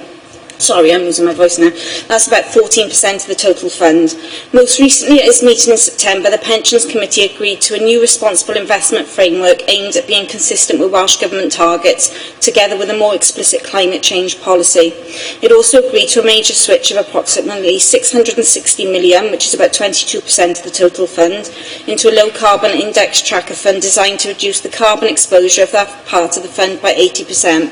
So there's a lot of significant steps that have been done, but it's recognise that there is more that needs to. So I've been reassured that the fund will continue its work to reduce its carbon footprint in line with government targets, whilst also protecting the financial interests of the pension fund and its members. Faye, do you have a supplementary? But it's more of a statement, and it's just to say thank you for that full answer, and I'm glad to see that we are looking very carefully at our carbon footprint and we are taking measures to address it. Thank you. Thanks, Faye. Okay, Councillor O'Connell. Thank you, Chair. You okay? Can the exec member confirm what actions the Council has taken since declaring a climate emergency?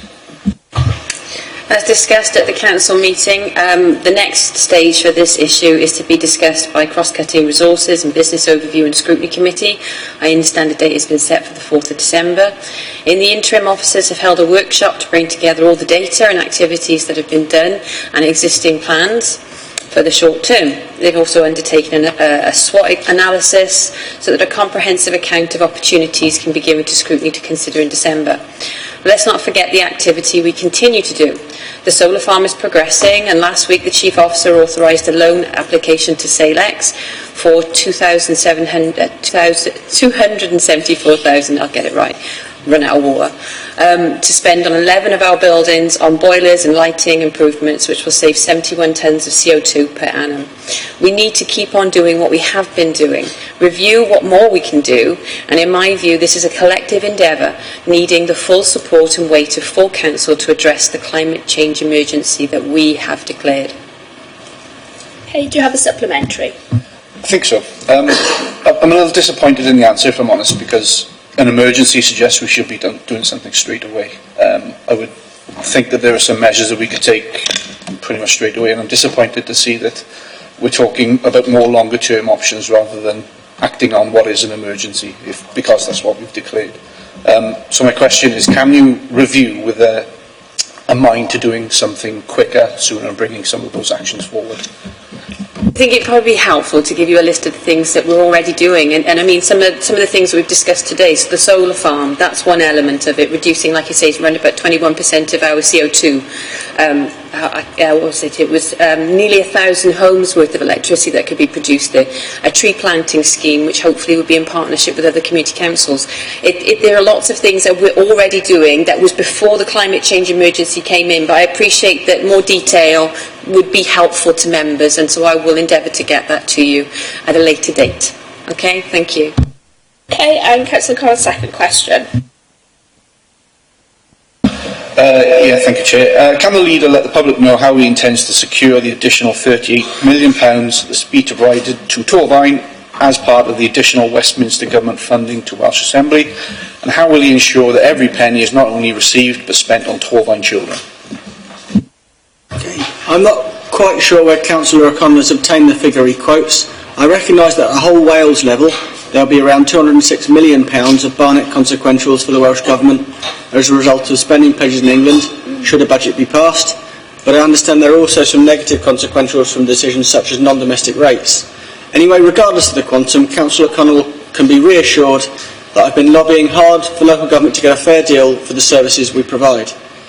I have a number of meetings with Welsh Government ministers and will continue to hold those meetings, including this week. I agree that schools should be a key priority for any extra resources, alongside social care for vulnerable adults and children, and our third corporate priority of a cleaner and greener Torfaen. Supplementary. Thank you for that. Just to shed some light on the figures. The figures were obtained from the £600 million block increase that was provided from Westminster to the Welsh Assembly in this last spending review. £195 million of that was earmarked for education, as England had received additional funding to their educational system. £195 million was passed to the Assembly. So our share of that on a pro rata basis was £38 million. So my question is, do we have a plan for what we would spend that £38 million on when it is received by the Welsh Assembly?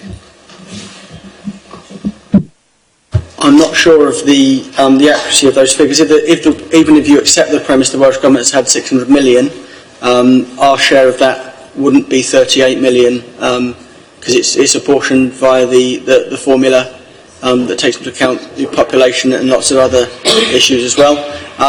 But certainly you can have my promise that if we do get 38 million pounds, I'll cartwheel all the way to Blenavon, and when I finish doing that, I'll come up with a comprehensive list of things that, including the three priorities that I've just outlined, that we'll put at the forefront of that money, of which one will certainly be schools.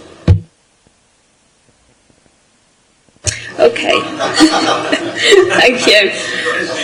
We're on to agenda item 18, is page 239 of the agenda. These are cabinet decisions from the 8th of October. Are there any issues or questions, comments, whatever, on these decisions? If not, are we all happy to note them? Yeah. Okay, and agenda item 19 then, date and time of the next meeting. So we'll be back here at 10 o'clock on the 3rd of December for the general meeting, okay? I like to declare the meeting closed.